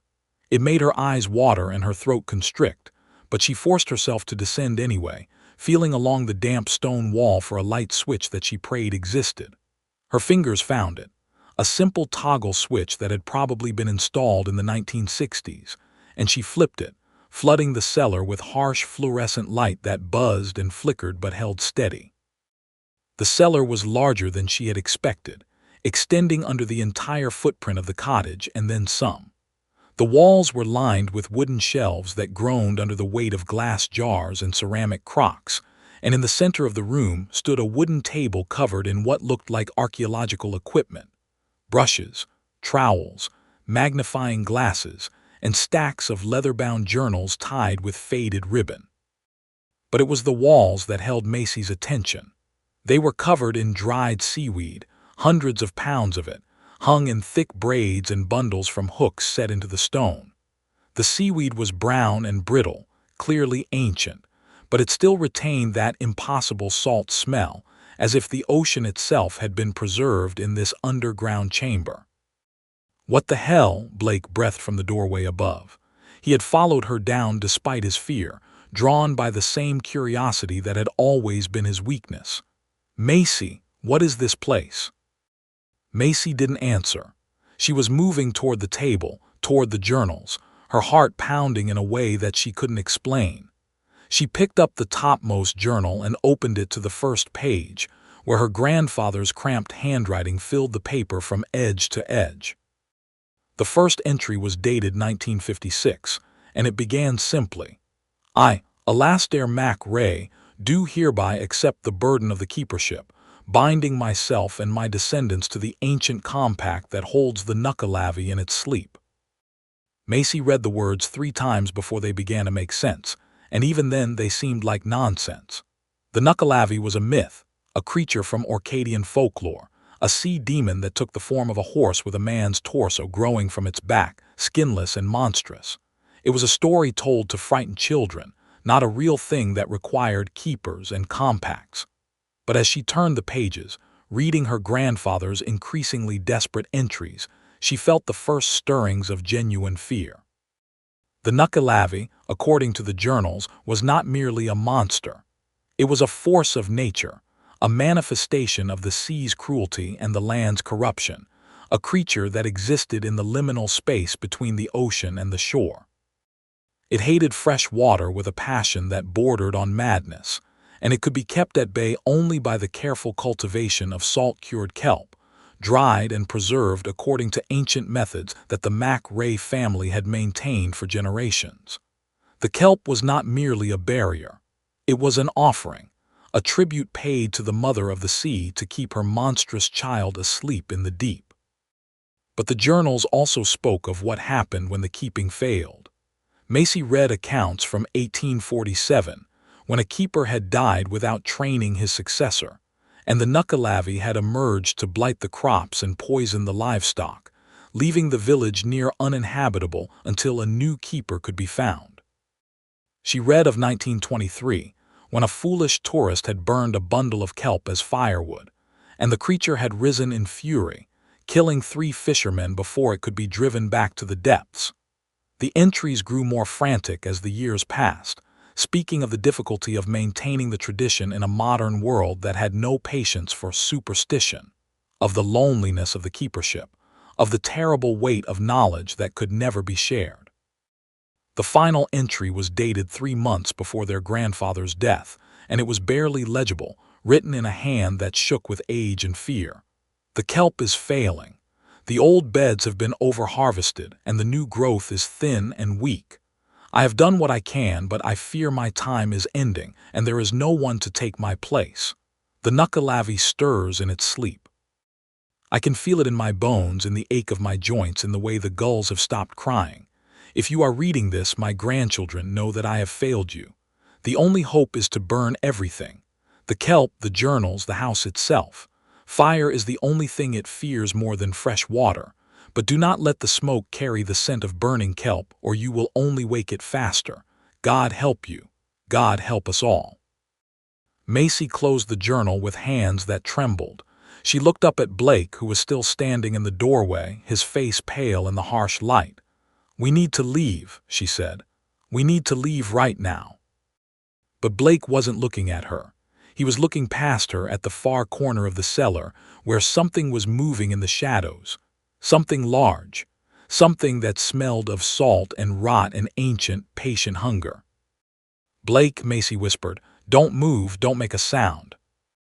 It was too late. Blake was already backing up the stairs, his eyes wide and his mouth open in a scream that hadn't quite formed yet. Macy turned to follow him, but her foot caught on the leg of the table, and she stumbled, dropping the journal and falling hard against the stone floor. When she looked up, the thing in the corner had moved closer, and she could see it clearly for the first time, see the impossible geometry of its body, the way the darkness seemed to cling to it like a second skin. It wasn't the Nuckelavee. It was too small, too contained. But it was something that served the Nuckelavee, some fragment of its essence that had been left behind to guard the kelp, to watch over the offering and ensure that no one disturbed the compact. It had no name in the journals, but Macy knew it instantly for what it was. A sentinel, a guardian, the first line of defense against anyone who would threaten the sleep of the greater monster. The sentinel moved with a fluid grace that belied its size, sliding across the cellar floor like water flowing downhill. It had no eyes that Macy could see, only a series of pits and ridges that might have been sensory organs, and its mouth was a vertical slit that opened to reveal rows of needle-like teeth. It didn't attack her. It simply watched, waiting, its body tensed and ready. Macy scrambled to her feet and ran for the stairs, not daring to look back. She heard the thing move behind her, heard the wet slap of its body against the stone, but she didn't stop, didn't slow, didn't breathe until she had reached the top of the stairs and slammed the cellar door shut behind her.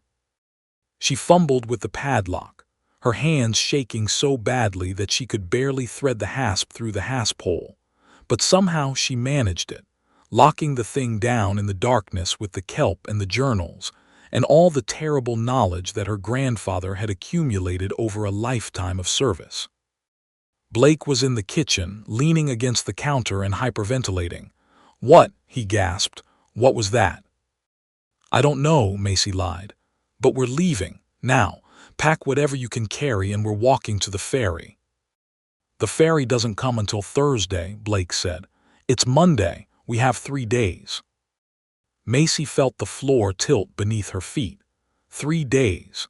They were trapped on this island for 3 days with whatever was in that cellar, with whatever her grandfather had been keeping at bay. She thought of the journal, of the warning to burn everything, and she made a decision that would haunt her for the rest of her life. "We need to burn it," she said.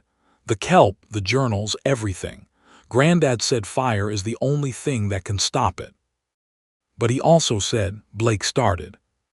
"I know what he said," Macy shouted. "But we can't just leave it there. We can't let that thing out.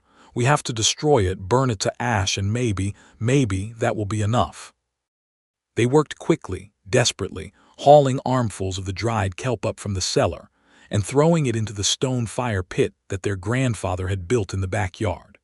The sentinel had remained below, silent and watchful, and Macy allowed herself to hope that it was trapped, that the cellar was somehow a prison as well as a storehouse. She didn't let herself think about what would happen when the fire started, didn't let herself remember the warning about the smoke carrying the scent of burning kelp. Blake struck the match at sunset, and the kelp went up with a roar that seemed almost alive, a sound like the ocean itself screaming. The smoke was thick and black, oily and somehow wet, and it rose in a column that seemed to reach for the clouds. Macy watched it climb, feeling a terrible sense of wrongness that she couldn't articulate, and then she heard Blake say her name in a voice that was barely human. "Macy," he whispered, "look at the sheep." The village of Suldun had been abandoned, but the surrounding land was still used for grazing by farmers from the next village over, and a flock of sheep had been moving across the hillside to the east, visible as white dots against the darkening sky. But now, as Macy watched, those dots were falling, one by one, dropping like stones into the heather. She couldn't see details from this distance, but she could see enough to know that something was very wrong. The sheep weren't just dying. They were blistering, their white wool darkening and smoking as if they had been touched by invisible fire. The breath, Macy breathed, remembering the journals. The Nuckelavee's breath is poison. It blights everything it touches.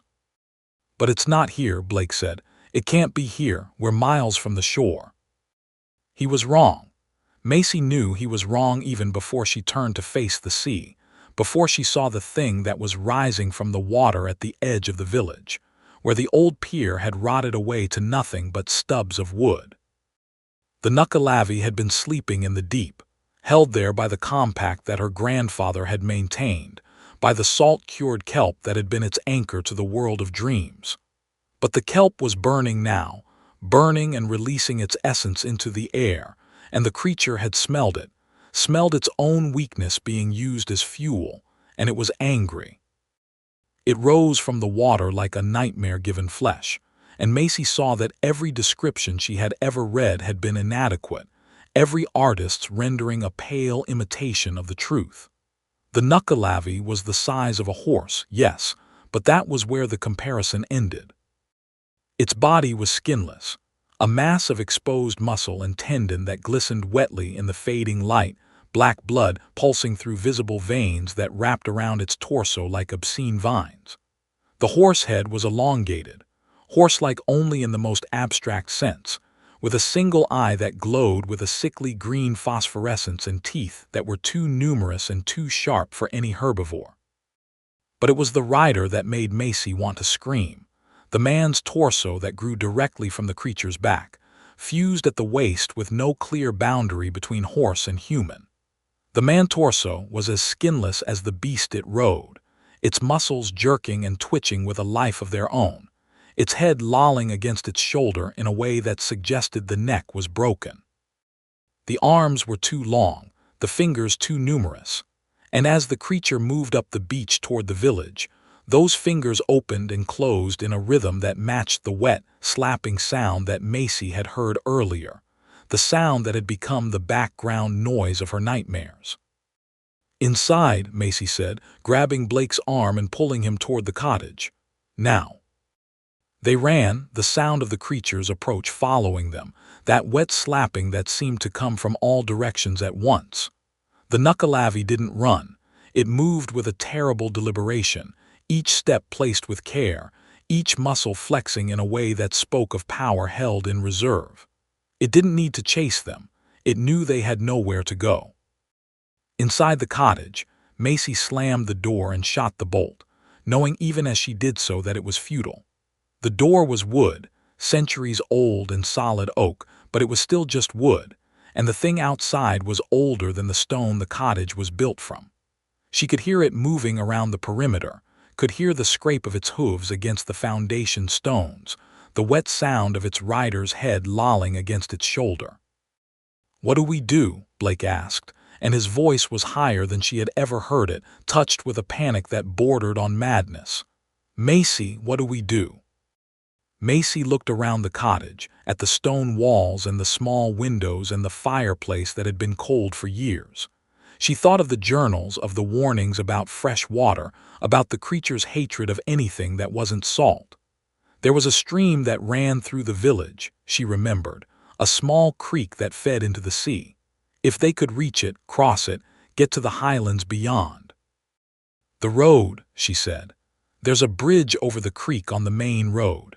If we can get to the other side, if we can cross running water, it might not be able to follow."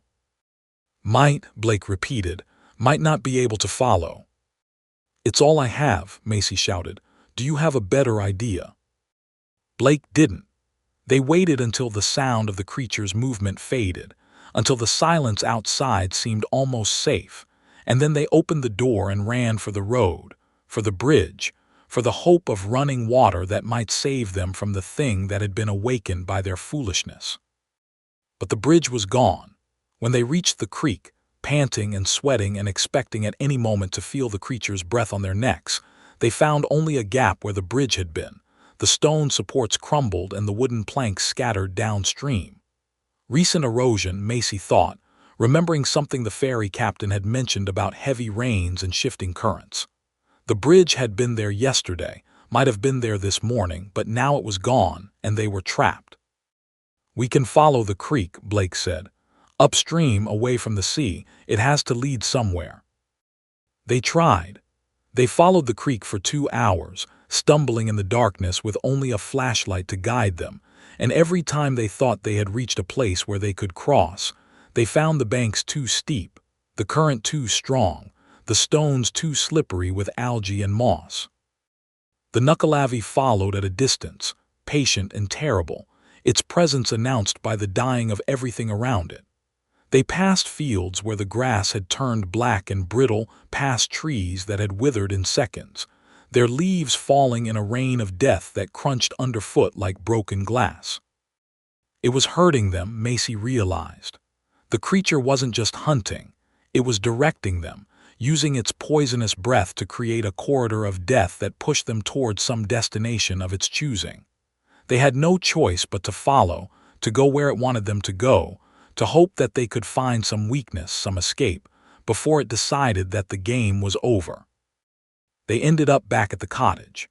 The creature had driven them in a circle, using the terrain and its poison to funnel them back to the place where it had first found them, where the smoke of the burning kelp still rose in a column that seemed to connect earth and sky.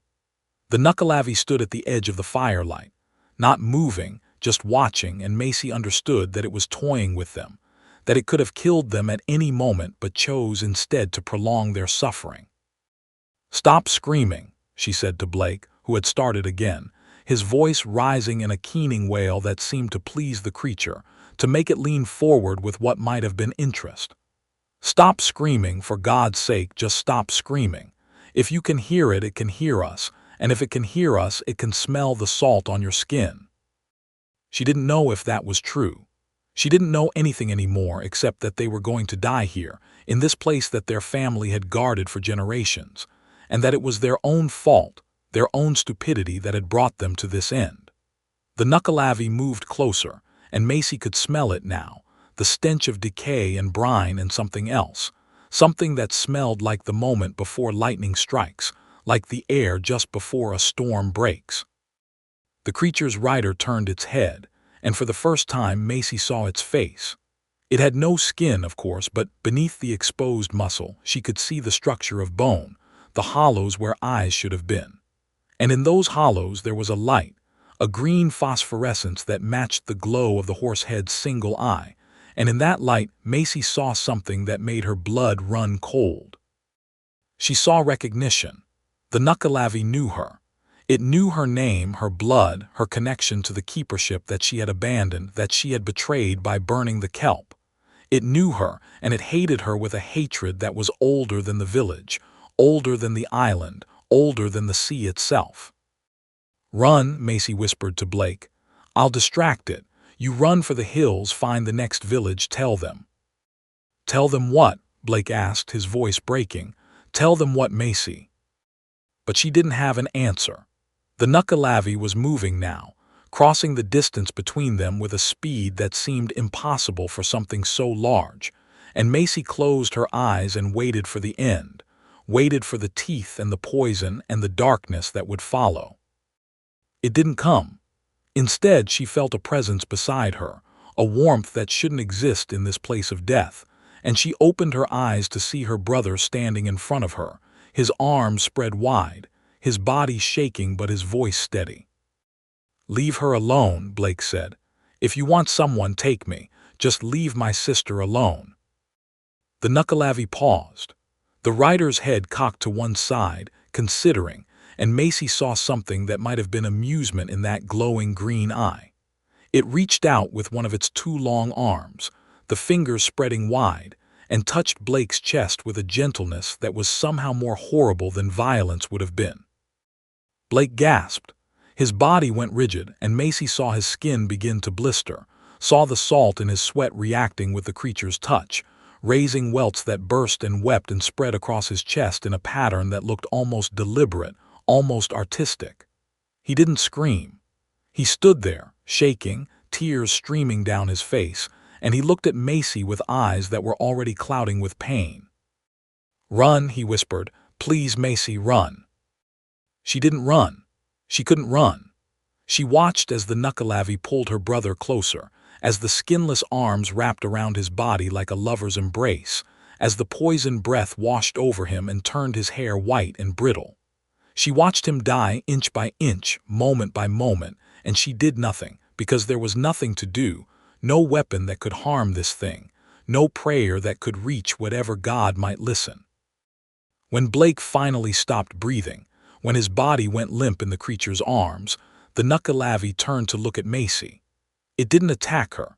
It simply held her brother's body, rocking him gently, and in the silence that followed, Macy heard something that broke her mind a little more, something that would echo in her dreams for the rest of her life. She heard her brother's voice, coming from the creature's throat, begging her to come back across the stream. The smoke from the burning kelp continued to rise into the night sky, a black column that seemed to pulse with its own malevolent heartbeat. Macy stood in the doorway of the cottage, her brother's body cradled in the arms of the Nuckelavee, and she understood with a clarity that transcended horror that she had made a terrible, unforgivable mistake. The kelp wasn't merely a barrier or an offering. It was a chain, a tether that held the creature to the depths of the ocean, and by burning it, she had not destroyed the monster's weakness. She had destroyed the only thing keeping it from walking freely upon the land. "Blake," she whispered, her voice cracking. "Oh God, Blake, I'm so sorry." The Nuckelavee didn't move. It stood in the center of the yard, holding Blake's body like a mother holding a sleeping child, and the green glow of its eyes pulsed in rhythm with the column of smoke. Macy realized then that the creature wasn't just a monster. It was a collector, a hoarder of souls and bodies, and it had been waiting for centuries for someone to give it a new vessel, a new host to carry its consciousness into the world of the living. She backed into the cottage, her hands trembling as she pushed the door closed and dropped the heavy wooden bar across it. The door wouldn't hold. She knew that. But it would buy her time, precious seconds in which to think, to plan, to find some way to survive until morning, until the sun rose and perhaps drove the creature back to its watery grave. But the sun wouldn't help, would it? The journals had spoken of the Nuckelavee walking in daylight, of its poison breath killing crops and livestock regardless of the hour. The sun was no protection. Nothing was protection. Macy sank to the floor, her back against the door, and she let herself cry for the first time since her mother's death. The sobs tore through her chest like knives, each one a fresh wound, each one a reminder of what she had done, of the brother she had killed with her arrogance, her disbelief, her refusal to take their grandfather's warnings seriously. The cottage was dark now, the electricity having failed sometime during their flight through the village. The only light came from the fire pit outside, still burning with the unnatural flames of the kelp, casting flickering shadows against the walls that seemed to move with a life of their own. Macy could hear the Nuckelavee moving around the cottage, could hear the wet slap of its rider's head against its shoulder, the scrape of its hooves against the stone foundation. It was searching for a way in, testing the walls, the windows, the chimney. The chimney. Macy looked up at the fireplace, at the dark maw of the chimney that led up through the roof. The Nuckelavee couldn't fit through it. The creature was too large, too bulky. But its rider, that skinless torso with its two long arms, might be able to squeeze through if it tried. She scrambled to her feet and grabbed the iron poker from beside the fireplace, holding it like a weapon even though she knew it would be useless against the thing outside. "You're being stupid," she whispered to herself. "It's not going to come down the chimney. It's going to wait until you try to run, until you panic and open a door or window, and then it's going to take you like it took Blake." But she couldn't just sit here. She couldn't wait to die. She needed a plan, needed to find the weakness that the journals had hinted at, the vulnerability that could be exploited if only she could think clearly enough. Fresh water. The creature hated fresh water. It couldn't cross running water, couldn't abide the touch of rain or stream or spring.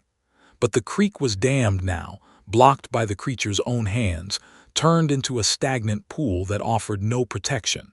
She needed to find another source, another boundary that hadn't been destroyed. The well. Her grandfather's cottage had a well, an ancient stone-lined pit that had served the village for generations. It was in the back garden, covered by a wooden hatch that had probably rotted through years ago. But if it was still there, if the water was still fresh. Macy moved to the window, peering through the grime-streaked glass at the dark yard beyond. The fire pit still burned, casting a circle of orange light that pushed back the darkness just enough to let her see the well cover, a darker shape against the dark ground. It was maybe 30 feet from the cottage, 30 feet of open ground that offered no cover, no protection, nowhere to hide if the creature decided to charge. But what choice did she have? She could stay here and wait for death, or she could run for the well and hope that the water inside was enough to keep the Nuckelavee at bay. Neither option offered much hope, but at least the well gave her a chance, however slim. She counted to 3, her heart hammering against her ribs, and then she threw open the door and ran. The Nuckelavee was waiting. It stood at the corner of the cottage, its skinless body gleaming in the firelight, and Macy saw its head turn as she burst from the door, saw the green eye focus on her with an intensity that made her legs go weak. But she didn't stop. She ran for the well, her feet pounding against the packed earth, her breath coming in ragged gasps. The creature didn't move. It watched her run, its rider's arms hanging limp at its sides, and Macy felt a surge of hope that she knew was false, that she knew was dangerous. She reached the well and grabbed the wooden cover, her fingers finding the iron ring that served as a handle, and she pulled with all her strength. The cover came away with a shriek of rusted metal, and Macy looked down into darkness so complete that it seemed to have weight, substance, a physical presence that pressed against her face. She couldn't see the water, but she could smell it, could smell the cold freshness that rose from the depths like a promise of salvation. "Fresh water," she gasped, looking up at the Nuckelavee which had finally begun to move, its hooves striking sparks against the stone as it crossed the yard toward her. "You can't touch fresh water. You can't cross it." The creature stopped at the edge of the well, its head lowering to peer down at her with that single glowing eye. It didn't speak. She hadn't expected it to speak, but she felt a pressure in her mind, a presence that seemed to press against her thoughts like a physical weight. It was trying to communicate, trying to make her understand something that had no words, no human equivalent. Images flooded her mind, not words but sensations. The cold of the deep ocean, the pressure of miles of water, the endless darkness where light had never touched. She saw the creature's memories, saw the centuries it had spent sleeping in the darkness, waiting for the tributes that kept it docile, the offerings that maintained the compact between the sea and the land. She saw the keepers, generation after generation of Mac Ray men and women who had dedicated their lives to keeping the monster at bay, who had gathered the kelp and performed the rituals and kept the secret from a world that would have called them mad. And she saw what happened when the tributes stopped, when the faith faded and the old ways were forgotten. She saw villages swallowed by the sea, not by flood or storm but by something worse, something that rose from the depths and walked among the houses, poisoning the water and blighting the crops and taking the people one by one until nothing remained but salt and bone. The Nuckelavee wasn't evil, she realized. It was hungry. It was a force of nature, a predator that existed to consume, to destroy, to reduce everything it touched to the primordial chaos from which all life had emerged. It didn't hate humanity. It simply didn't recognize humanity as anything more than food, as anything more than the temporary vessels that walked on land before returning to the sea. "I'm sorry," Macy whispered, and she didn't know if she was apologizing to the creature or to her grandfather or to the brother whose body still lay cooling somewhere in the darkness. "I didn't know. I didn't understand." The Nuckelavee reached out with one of its two long arms, the fingers stretching toward her face, and Macy felt the heat of its body, the terrible warmth of exposed muscle and pulsing blood. It was going to touch her, she knew, going to take her like it had taken Blake, and there was nothing she could do to stop it. But the touch never came. The creature's hand stopped just short of her face, the fingers curling back like the legs of a spider, and Macy realized that it couldn't reach her, couldn't cross the boundary of the well. The fresh water below was protecting her, creating a barrier that the creature couldn't penetrate. She was safe for now. The Nuckelavee withdrew its hand and stood upright, its rider's head lolling against its shoulder. It didn't look angry or frustrated. It simply looked patient, as if it had all the time in the world, as if it knew that eventually Macy would have to leave the well. Eventually she would have to move, and when she did, it would be waiting. Macy sank to the ground, her back against the stone wall of the well, and she stared up at the creature that had killed her brother and would eventually kill her too. The night stretched on, endless and cold, and she waited for dawn. Hours passed. The fire in the pit died down to embers, casting the yard into deeper darkness. The Nuckelavee didn't move, didn't tire, didn't show any sign of needing rest or food or anything that a living creature might require. It simply stood there, watching, its green eye glowing in the darkness like a beacon of doom. Macy began to hallucinate from exhaustion and fear. She saw shapes moving in the shadows, heard voices whispering from the depths of the well. She thought she saw her grandfather standing at the edge of the garden, shaking his head in disappointment, and she thought she saw her mother, young and healthy and alive, reaching out her hand and begging Macy to come home. "I can't," she whispered to the visions. "I'm trapped, I can't move." The Nuckelavee seemed to sense her weakness. It shifted its weight from one leg to another, the exposed muscles rippling in a way that made Macy's stomach turn. It was getting restless, she realized. The night was passing, and soon the sun would rise, and perhaps the creature would be forced to retreat to the sea, to sleep again until the next offering was due. But no, the journals had been clear. The Nuckelavee could walk in daylight. It had no fear of the sun, no vulnerability to the light. The only thing that could stop it was fresh water, and the well was her only protection. She had to think of a way to escape, a way to reach the highlands or the next village or anywhere that wasn't here. But how? The creature blocked the path to the road, and even if she could get past it, the bridge was destroyed and the creek was dammed. She was trapped in a circle of death that shrank with every hour. Unless... Macy looked down into the well at the darkness that hid the water below. The well was deep, possibly 50 feet or more, and she had no idea if there was a ladder or footholds or any way to climb back out once she went down. But if she could descend to the water, if she could follow the well shaft to its source. Wells didn't exist in isolation. They tapped into aquifers, underground rivers, networks of water that connected to springs and streams throughout the island.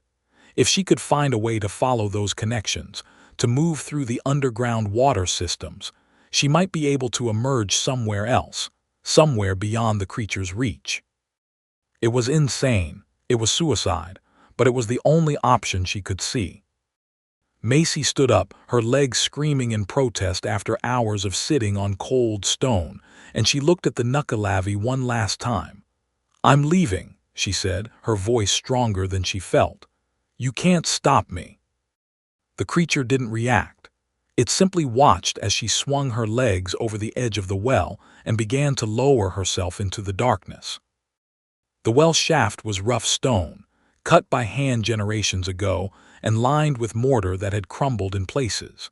Macy found footholds easily enough, her fingers tracing the mortar lines as she descended into the blackness. The air grew colder and damper as she went down, and she could hear water dripping somewhere below, a sound that seemed both close and impossibly distant. She climbed for what felt like hours, though it was probably only minutes. Her arms burned with the effort, her fingers cramped around the rough stone, but she didn't stop, didn't look up at the circle of starlight that was her only connection to the surface world. She kept her eyes on the darkness below, waiting for the moment when she would reach the water. When it came, it was sudden and shocking. Her foot touched liquid that was so cold it felt like fire, and she gasped, losing her grip on the wall and plunging waist-deep into the well water.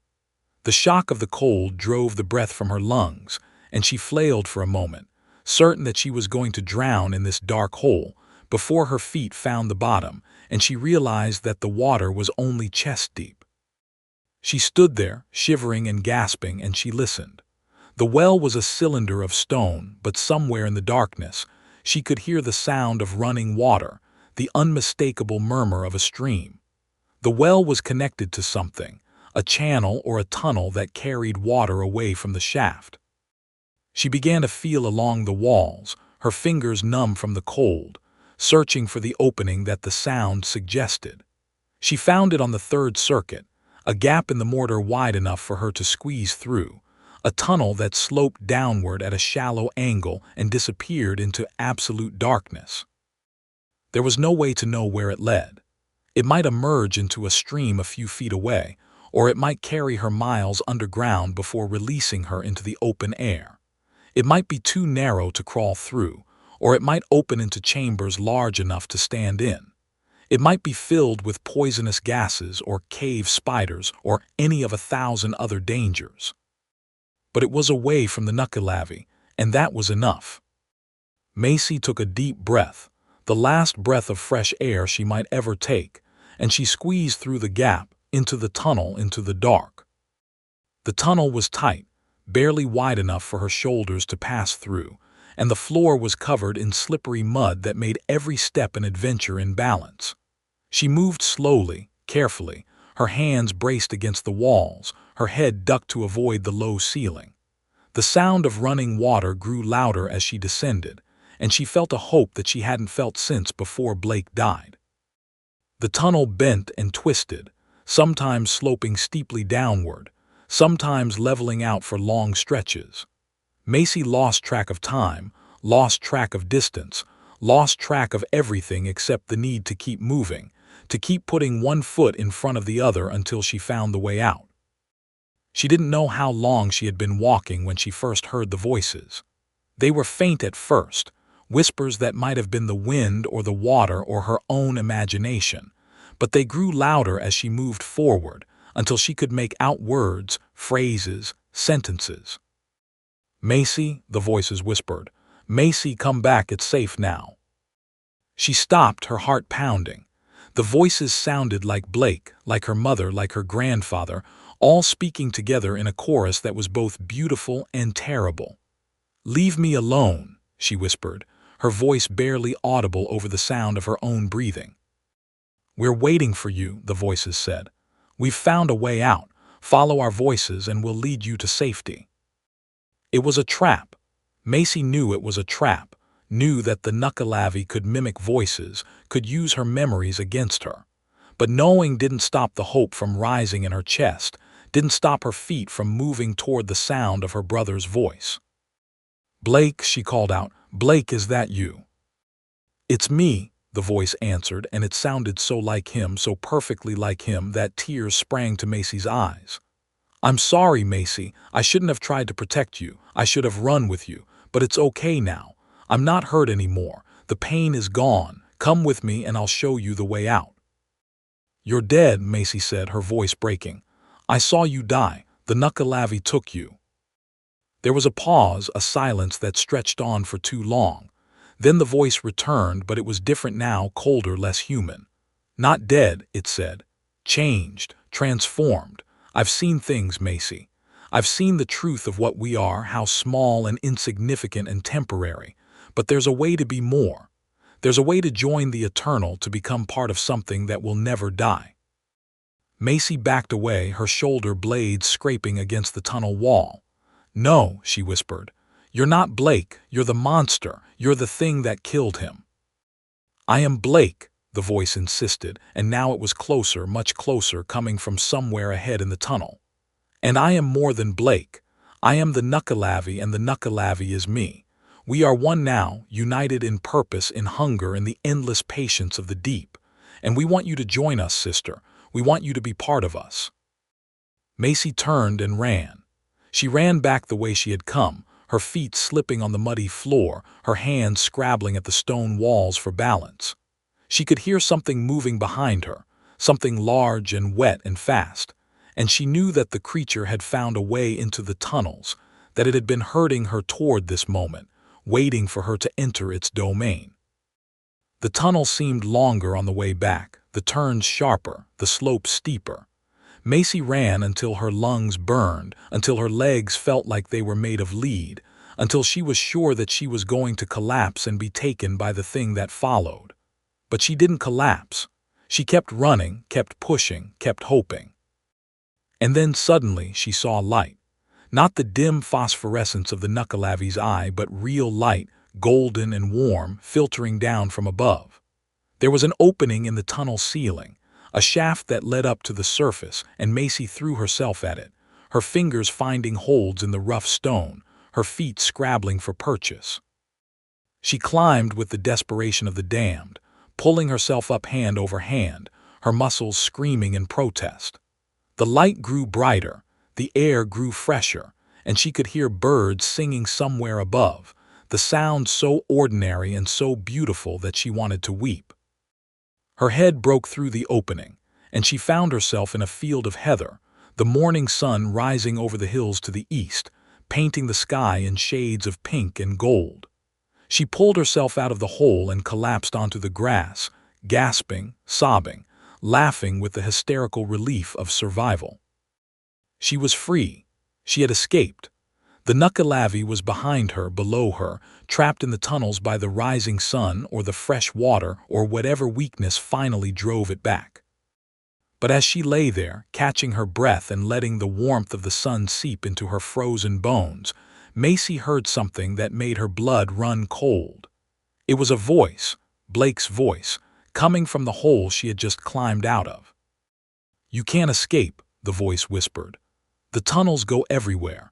They connect to every stream, every spring, every source of fresh water on the island. And wherever there is water, there I am. Wherever there is salt, there I wait." Macy scrambled to her feet and ran. She didn't know where she was, didn't know which direction led to safety, but she ran anyway, her feet carrying her through the heather, away from the hole, away from the voice, away from the thing that wore her brother's face. She ran until she couldn't run anymore, until she collapsed in a drainage ditch at the side of a narrow road, her body spent, her mind broken. She lay there for hours, barely conscious, watching the sun climb higher in the sky and wondering if she would ever feel safe again. It was mid-morning when she heard the sound of an engine, the rumble of tires on gravel. She lifted her head and saw a truck approaching, a battered Land Rover with a sheep dog in the back and a weathered farmer behind the wheel. The truck stopped beside her, and the farmer got out, his face creased with concern. "Jesus Christ, lass," he said. "What happened to you? You're half drowned and covered in mud. Are you all right?" Macy tried to speak, tried to explain, but the words wouldn't come. She simply stared at the farmer, her eyes wide and empty, and she wondered if she was still in the tunnel, if this was just another hallucination, another trick of the Nuckelavee. But the farmer was real. His hand was warm and solid as he helped her to her feet, and his voice was gruff but kind as he wrapped her in a blanket from the back of the truck and helped her into the passenger seat. "You're from Salt, aren't you?" he said. "I heard there were people up there clearing out old Alastair's place. Where's your brother? Did something happen to him?" Macy opened her mouth to answer, to tell the farmer about the Nuckelavee, about the burning kelp, about Blake's death. But instead of words, she heard herself say, "He's fine. He's back at the cottage. We got separated." The lie came out naturally, smoothly, as if someone else were speaking through her mouth. She tried to correct it, tried to tell the truth, but her throat wouldn't obey. It was like something was holding her tongue, something cold and wet and powerful. The farmer nodded, accepting the lie, and he climbed back into the driver's seat and started the engine. "I'll take you back to the village," he said. "We can call the authorities from there. You probably want to report whatever happened, get a search party organized for your brother." "No," Macy said, and this time it was her own voice, her own words. "Don't go back, please don't go back." The farmer looked at her, his eyes narrowing. "What do you mean, what's back there?" But Macy couldn't answer. She felt the pressure in her throat again, felt the cold wetness that seemed to be choking her from the inside. She couldn't warn him. She couldn't save him. Whatever power the Nuckelavee had over her was preventing her from speaking the truth. The farmer drove on, unconcerned, and Macy sat in silence, watching the landscape roll by, wondering how many more would die before the creature was satisfied. They reached the village of Stromness in half an hour, a small settlement of stone houses and fishing boats that seemed impossibly normal after the horrors of the night. The farmer helped Macy into the local pub, where the landlord called for a doctor and offered her hot tea and whiskey. The doctor came quickly, a young woman with kind eyes and efficient hands. She examined Macy, checked her for injuries, asked gentle questions about what had happened. Macy tried to answer, tried to tell the truth, but every time she opened her mouth to speak of the Nuckelavee, she felt that cold pressure in her throat, that wet silencing. "I fell into a well," she finally said, the lie coming easily now, practiced and smooth. "My brother is still looking for me. He doesn't know I'm here." The doctor nodded and made notes on her pad. We'll send someone to fetch him. Don't worry, you're safe now." But Macy knew she wasn't safe. She would never be safe.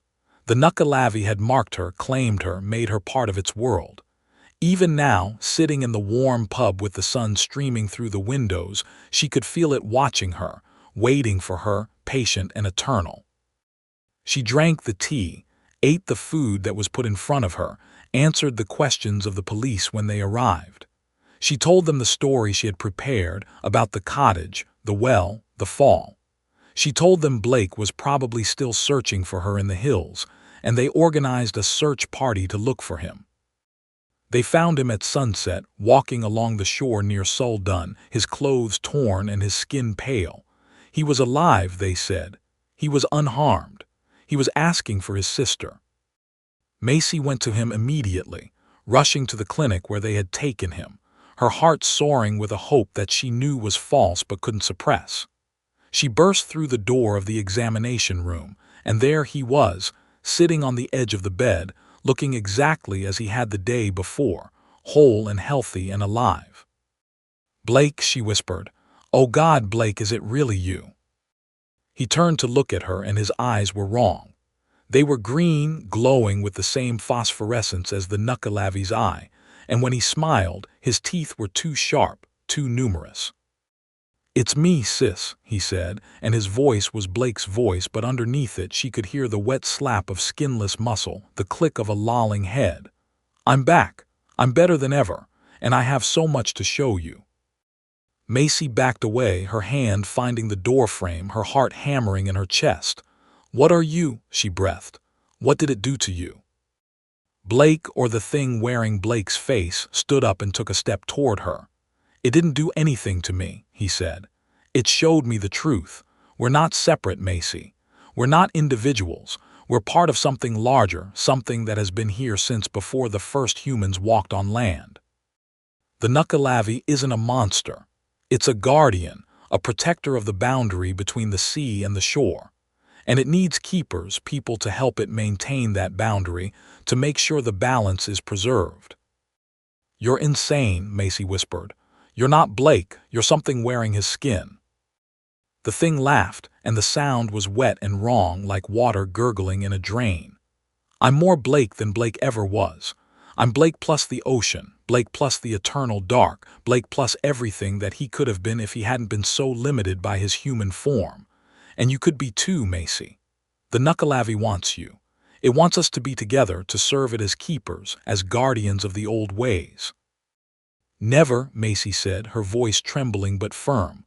"I'll never serve that thing. I'll never be part of it."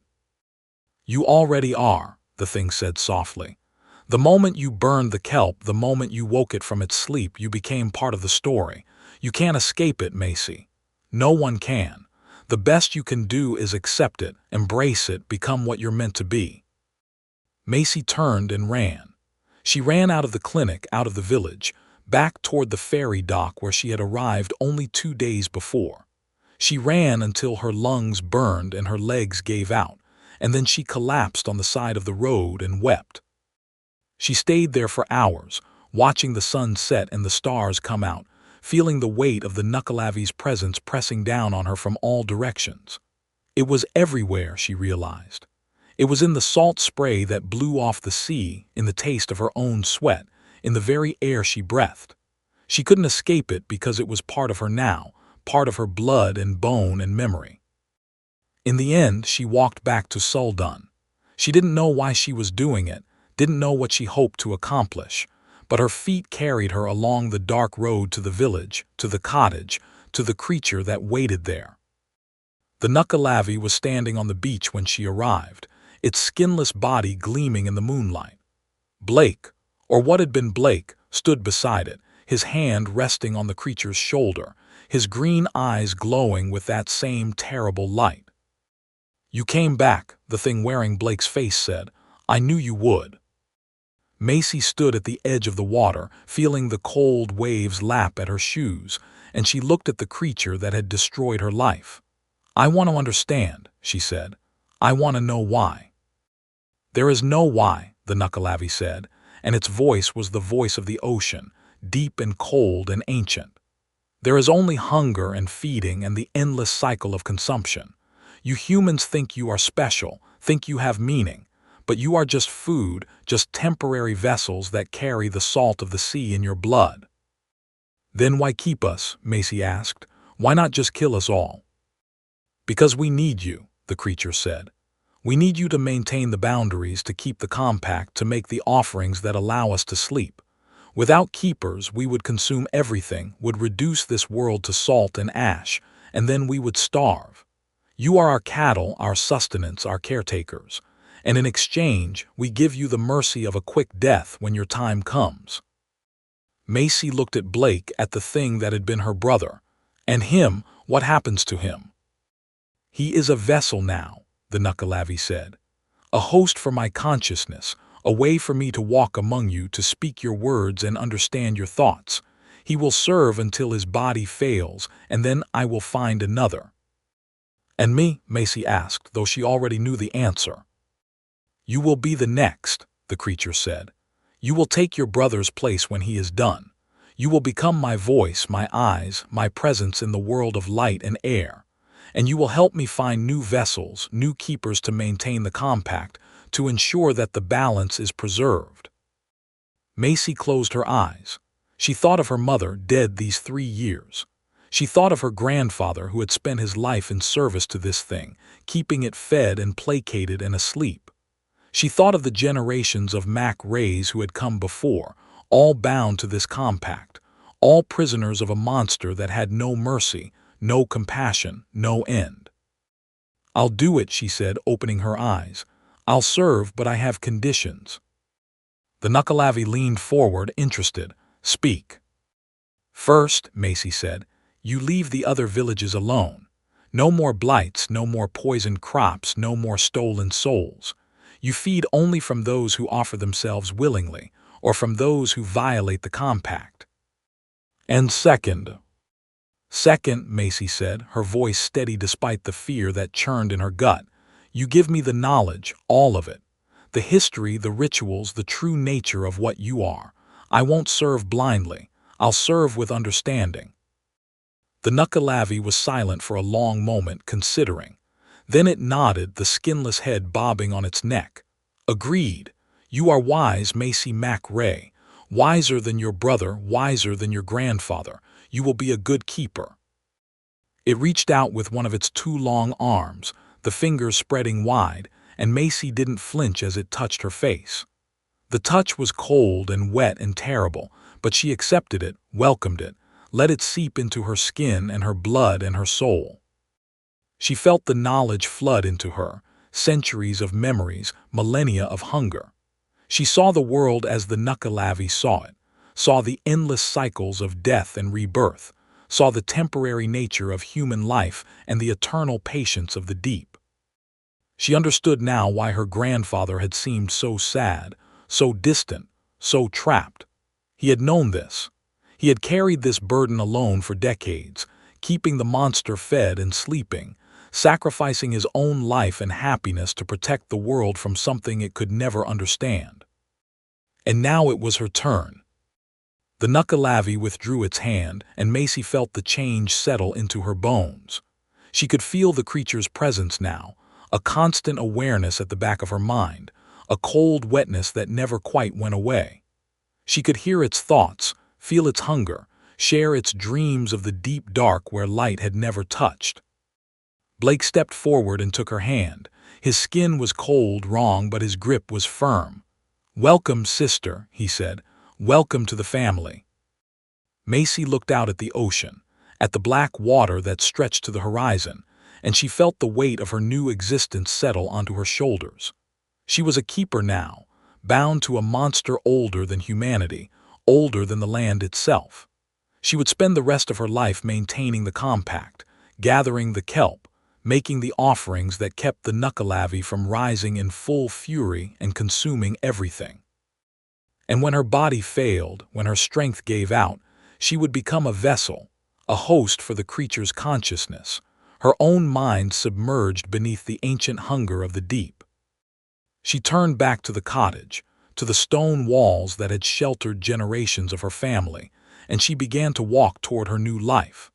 Behind her, the Nuckelavee slipped back into the sea, disappearing beneath the waves with barely a ripple, and Blake walked beside her, his green eyes glowing in the darkness, his skinless hand in hers. The fire pit still smoldered in the yard, the last embers of the kelp that had started all of this dying slowly into ash.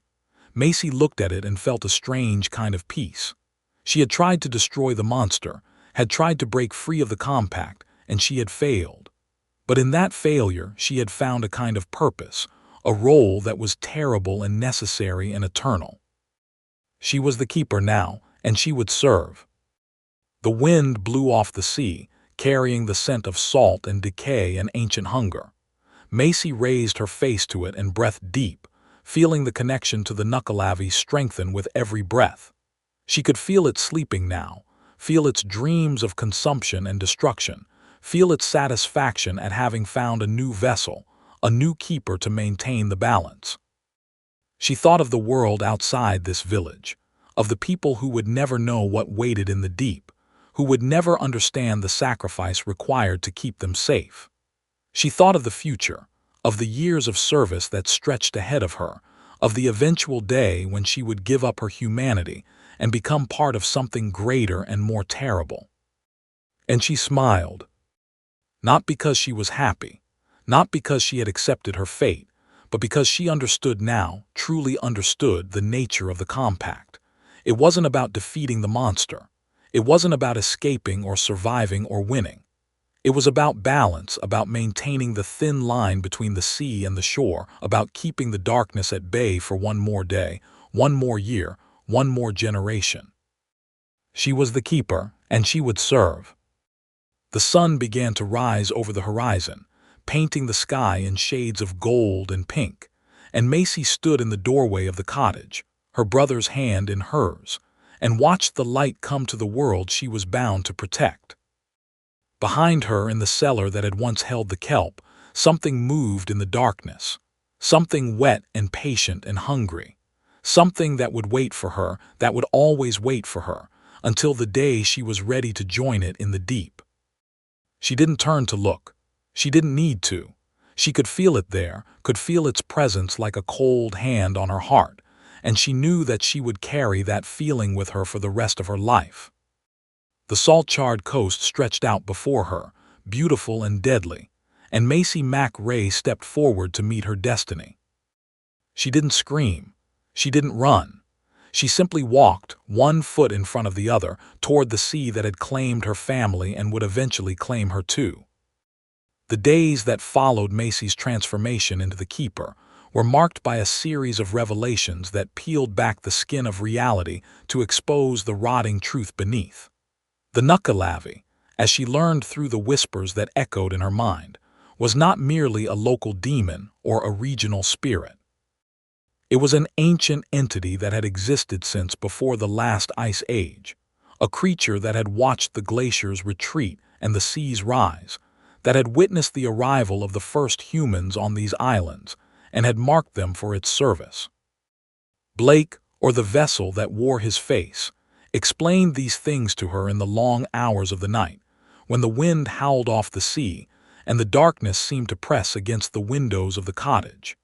He spoke of the keepers who had come before, of the generations of Rays who had sacrificed their lives and their sanity to maintain the compact. He told her of the rituals required, the precise measurements of salt-cured kelp that must be prepared and placed at specific locations along the coast, the incantations that must be spoken at midnight during the new moon, the blood offerings that must be made when the creature stirred from its sleep.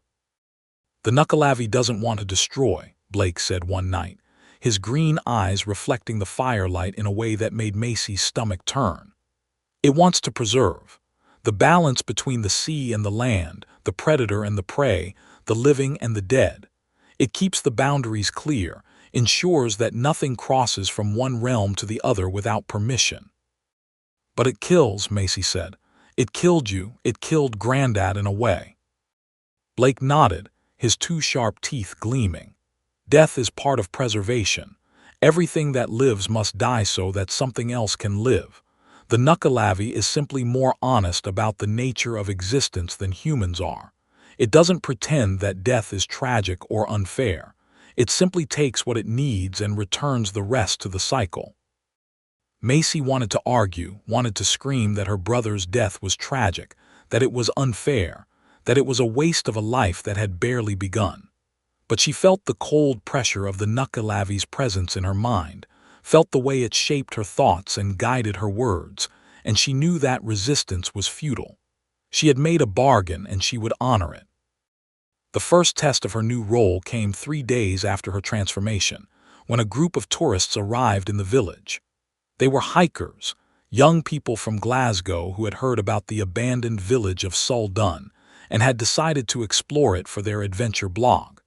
They came with cameras and camping gear, and the careless arrogance of people who had never encountered anything that could truly harm them. Macy watched them from the window of the cottage, her heart heavy with the knowledge of what must come next. The Nuckelavee was stirring in its sleep, restless after the disruption of the burning kelp, and it needed to feed. The compact required that offerings be made, that the creature be satisfied with sacrifices that would keep it docile and dreaming. "They won't feel it," Blake said, standing beside her at the window. "They'll be taken in their sleep quickly and quietly. They won't suffer." But Macy knew that wasn't true. She had seen the journals, had read the accounts of previous offerings, and she knew that the Nuckelavee didn't kill quickly. It savored its prey, drew out the moment of death, consumed the fear and the suffering along with the flesh. That was its nature, its purpose, its eternal hunger. "I can't," she whispered, her hands trembling. "I can't let it have them." "You must," Blake said, his voice cold and hard. "If you don't make the offering, the Nuckelavee will rise in full fury. It will kill everyone on this island, everyone in the surrounding waters. Hundreds will die, thousands, all because you were too weak to make a sacrifice of 5. Macy closed her eyes. She thought of the tourists, young and alive and full of plans for the future. She thought of her brother, dead and wearing his skin like a costume. She thought of the weight of the compact, the terrible responsibility that had been placed on her shoulders. "There must be another way," she said. "Another offering, something that isn't human." Blake was silent for a moment. Then he turned to look at her, his green eyes glowing with an inner light that was not human. "There is one alternative," he said, "but you won't like it." "Tell me." "Blood," Blake said. "Your blood freely given. The Nuckelavee can be satisfied with the blood of the keeper if it's offered willingly, with full knowledge of what it means. But it's not a one-time offering. It must be renewed every month on the night of the new moon, and each time the offering must be larger, more substantial. Eventually, you'll bleed yourself dry." Macy looked at her brother's face, at the creature that wore his features. "How long would I last?" "Perhaps a year," Blake said. "Perhaps 2. But eventually the blood loss would kill you and the Nuckelavee would take you anyway. You'd simply delay the inevitable." "But those people would live," Macy said. "The tourists, they'd have a chance to leave, to get away, to warn others about this place." Blake smiled, and the expression was terrible, a mockery of the brother she had loved. "They might," he said, "or they might not believe, or they might come back, or they might tell others and more might come, drawn by the mystery and the danger. You can't save them all, Macy. You can only choose who dies and who lives and for how long." Macy made her choice. She went to the kitchen and found her grandfather's old filleting knife, the blade worn thin by years of use. She carried it to the living room and sat by the fire, and she cut her arm from wrist to elbow, a long, deep gash that spilled her blood onto the stone floor in a river of red. The Nuckelavee came immediately, rising from the sea like a nightmare-given form, and it drank her blood with a hunger that was almost sexual, almost tender. Macy watched it feed, feeling her consciousness fade with the blood loss, and she wondered if this was how her life would end, here in this cottage, a sacrifice to a monster that had no gratitude and no mercy. But she didn't die. Blake, or the thing that wore his face, wrapped her arm in cloth torn from an old shirt, and he pressed so tightly that the bleeding stopped. He carried her to bed and watched over her as she slept, and when she woke, the tourists were gone, frightened away by the sight of the creature on the beach, fleeing to the ferry and the safety of the mainland. "You bought them a reprieve," Blake said when Macy woke. "But only a reprieve. They'll be back or others will come in their place. The Nuckelavee must be fed and eventually you won't be able to pay the price." "Then I'll find another way," Macy said, her voice weak but determined. "I'll find something that satisfies it, something that doesn't require death." "There is nothing else," Blake said. "The Nuckelavee feeds on life. That's what it is, what it does. You can't change its nature any more than you can change the tide." But Macy refused to accept that. She spent the next weeks researching, poring over her grandfather's journals, searching for some loophole in the compact, some weakness in the creature's nature that could be exploited. She learned about the history of the Nuckelavee, about the other places in the world where similar entities existed, about the ancient cults and secret societies that had grown up around these monsters, all dedicated to keeping them satisfied and sleeping.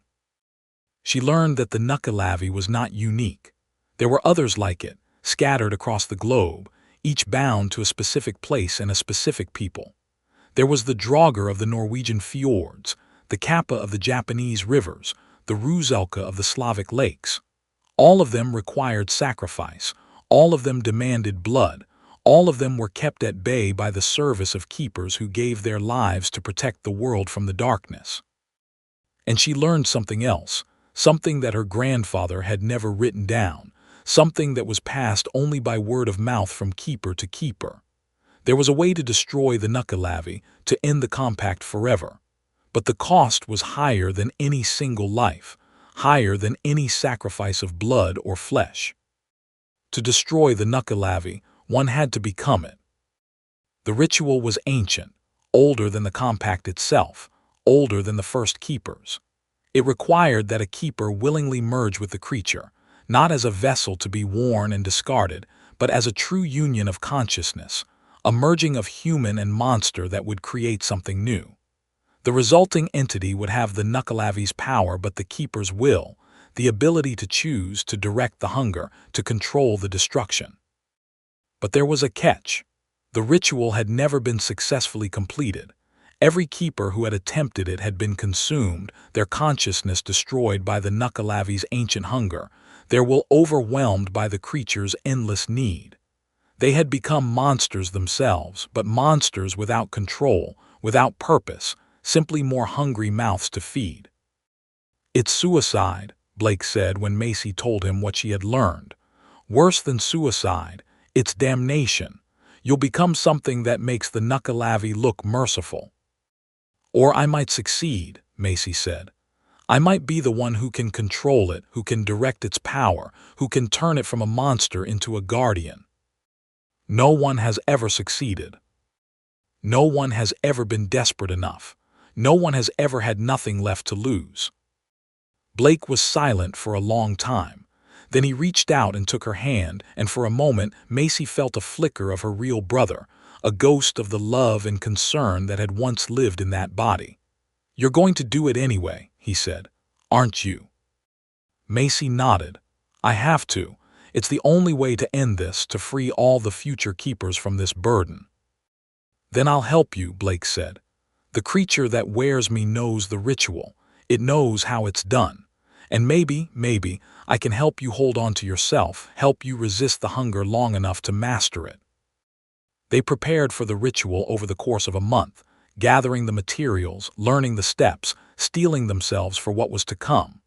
Macy wrote letters to the authorities, explaining her disappearance, leaving instructions for the sale of the cottage, trying to tie up the loose ends of her life. She knew that once the ritual began, there would be no going back. She would either succeed and become something new, or she would fail and become something terrible. The night of the new moon arrived, cold and clear, with a wind that blew off the sea carrying the scent of salt and ancient hunger. Macy stood on the beach where she had first seen the Nuckelavee, wearing a white dress that had belonged to her mother, carrying the knife that had drawn her blood so many times before.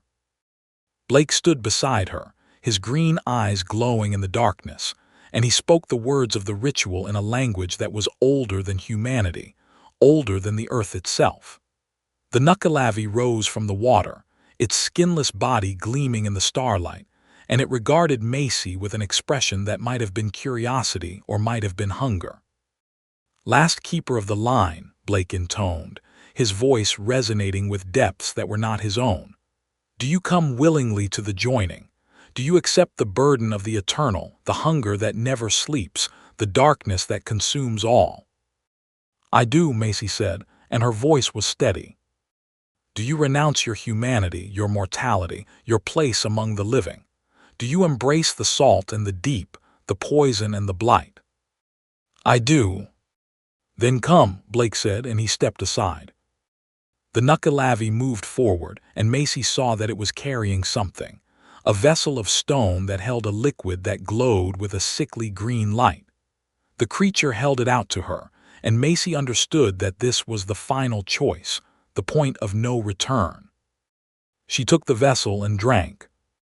The liquid was cold and bitter and alive. It flowed down her throat like liquid ice, spreading through her body in waves of pain that made her cry out and fall to her knees. She felt her skin begin to blister, felt her muscles begin to spasm, felt her consciousness begin to fragment under the assault of the Nuckelavee's essence. "Hold on," she heard Blake say, his voice distant and muffled. "Remember who you are, remember why you're doing this." Macy held on. She thought of her mother, gentle and kind, who had died in a car accident on a rainy night. She thought of her grandfather, stern and sad, who had carried the burden of the keepership alone for so many years. She thought of Blake, her brother, her closest friend, who had died to save her and now wore the face of a monster. She thought of the tourists, the ones she had saved with her blood, and the ones who would come after, and the ones who would die if she failed. She thought of the future, of the generations of keepers who would be bound to this compact if she didn't find a way to end it. And she held on. The pain intensified, becoming a white-hot agony that consumed every thought, every memory, every sense of self. Macy screamed, and her scream was answered by the Nuckelavee, by the creature that was trying to consume her, to absorb her, to make her part of its endless hunger. But she didn't let go. She reached out with her mind, with her will, with everything that made her Macy Mac Ray, and she grabbed hold of the Nuckelavee's consciousness, and she pulled. It was like trying to hold back the tide, like trying to stop the sun from rising. The Nuckelavee was ancient, powerful, unstoppable. It had existed since before life crawled onto land, and it would exist long after the last star burned out. It was entropy made flesh, hunger given form, the endless void that waited at the end of all things. But Macy was human, and humans were stubborn, willful, desperate creatures who refused to accept defeat even when it was inevitable. She had lost her brother, her mother, her grandfather, her future. She had nothing left to lose, and that made her dangerous. She pulled harder. The Nuckelavee resisted, its consciousness a churning void that tried to swallow her, tried to erase her, tried to make her simply cease to exist. But Macy held on, wrapping herself around the creature's essence like a net, binding it, confining it, forcing it to acknowledge her existence. "I am Macy Mac Ray," she said, and her voice was the voice of the storm, the voice of the earthquake, the voice of the end of the world. "I am the last daughter of the keepers, and I claim dominion over you. By the blood of my ancestors, by the salt of the sea, by the compact that binds us, I command you to submit." The Nuckelavee screamed, and the sound was the death of stars, the collapse of galaxies, the end of hope. It fought her, thrashing against her will with a ferocity that threatened to shatter her mind, but Macy held on, and slowly, painfully, she felt the creature begin to yield. It didn't want to submit. It didn't understand submission. It only understood hunger and feeding and the endless cycle of consumption. But Macy forced it to understand, forced it to recognize her as something other than prey, something other than food, something that could not be consumed without being destroyed in turn.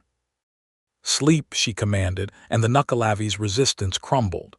"Sleep and dream, and do not wake until I call you." The creature's consciousness receded, sinking back into the depths of the ocean, back into the darkness where it had been born. Macy felt it go, felt the weight of its presence lift from her mind, and she knew that for now, for this moment, she was free. But the victory came at a cost. As the Nuckelavee retreated, it took something with it, something essential and irreplaceable. Macy felt the change in her body, felt her skin begin to blister and split, felt her muscles begin to wither and die. She looked down at her hands and saw that they were turning white, not with blood loss but with salt, her skin crystallizing, her flesh transforming into something that was not quite living and not quite dead. "Blake," she whispered, and her voice was strange, hollow, and human. Her brother knelt beside her, his green eyes glowing with something that might have been pride or might have been sorrow. "You did it," he said. "You actually did it. You bound the Nuckelavee." "But I'm changing," Macy said. "I'm becoming something else." "Yes," Blake said. "The ritual always has a price. You merged with the creature and now you carry its essence. You can control it, but you can never be free of it. You'll be bound to the sea, to the salt, to the hunger that never sleeps. Forever. For as long as you can hold on to yourself. Eventually, the hunger will consume you just as it consumes everything. But until then, you are the master. You decide when the Nuckelavee feeds and on what. You hold the power." Macy looked at her hands, at the crystallizing skin that glimmered in the starlight. She could feel the Nuckelavee's presence at the back of her mind, sleeping but aware, waiting for her to call it forth. She could feel the hunger, the endless need, but it was muted now, filtered through her will, directed by her choice. "I can end it," she said. "I can refuse to feed it, let it starve, let it die." "You could," Blake agreed. "But it would take centuries, perhaps millennia, and in that time the creature would fight you, would try to break free, would consume your mind and your will. You would spend eternity in battle, never resting, never at peace. Is that what you want?" Macy thought of the alternatives. She could return to the world, try to live a normal life, but she knew that was impossible now. She was no longer human, no longer welcome among the living. She could retreat to the sea, become a hermit, spend her days in isolation, but the hunger would grow, would consume her, would eventually drive her mad. Or she could accept her new role, become the master of the Nuckelavee, use its power to protect the world from other threats, other monsters, other hungers. She could be a guardian, a warden, a keeper of the boundaries between the sea and the land. "I'll serve," she said at last, "but on my terms. I'll feed the Nuckelavee, but only on those who deserve it. The wicked, the cruel, the ones who prey on the innocent. I'll turn its hunger to a purpose, give it a morality that it has never known." "And when you run out of the wicked," Blake asked, "when there are no more criminals to consume?" "Then I'll make hard choices," Macy said. "But I'll never stop fighting. I'll never surrender to the hunger. I'll be the master, not the servant." Blake smiled, and for the first time since his death the expression looked almost human. "You always were the stubborn one," he said. "Very well, sister. Let's see what kind of keeper you'll be." He helped her to her feet, and together they walked down the beach to the water's edge. The sea was calm now, the wind stilled, as if the world itself was holding its breath, waiting to see what Macy would do next. She stood at the edge of the waves, feeling the cold water lap at her crystallizing feet, and she reached out with her mind to the Nuckelavee sleeping in the deep. "I am your master now," she said, and the words were not spoken aloud but carried through the water, through the salt, through the ancient connection that bound them together. "You will serve me, and in exchange I will give you purpose. You will hunt the wicked, the cruel, the predators who prey on the innocent. You will consume them body and soul, and you will be satisfied. This is my command." She felt the creature stir, felt its resentment and its rage, but she also felt its acknowledgement, its acceptance of her dominance. It would obey, not willingly, but because it had no choice. She had bound it, and it would remain bound until she released it or until she died. And when she died, she would become it. She would lose herself to the hunger, become simply another aspect of the eternal consumption. But that was a problem for another day, another century, another millennium. For now, she had power, purpose, and a path forward. She turned to Blake, her brother, her companion, her prisoner. "Come," she said, "we have work to do." They walked back to the cottage together, the salt crunching beneath their feet, the stars burning cold and distant overhead. Behind them, the sea waited, patient and eternal, and in its depths, the Nuckelavee dreamed of the feeding to come. Macy Mac Ray, last daughter of the keepers, master of the Nuckelavee, guardian of the Salt Charred Coast, went to meet her destiny, and the world would never be the same. Thank you for listening to today's stories. If you enjoyed, please leave a like and subscribe, so you don't miss the stories yet to come.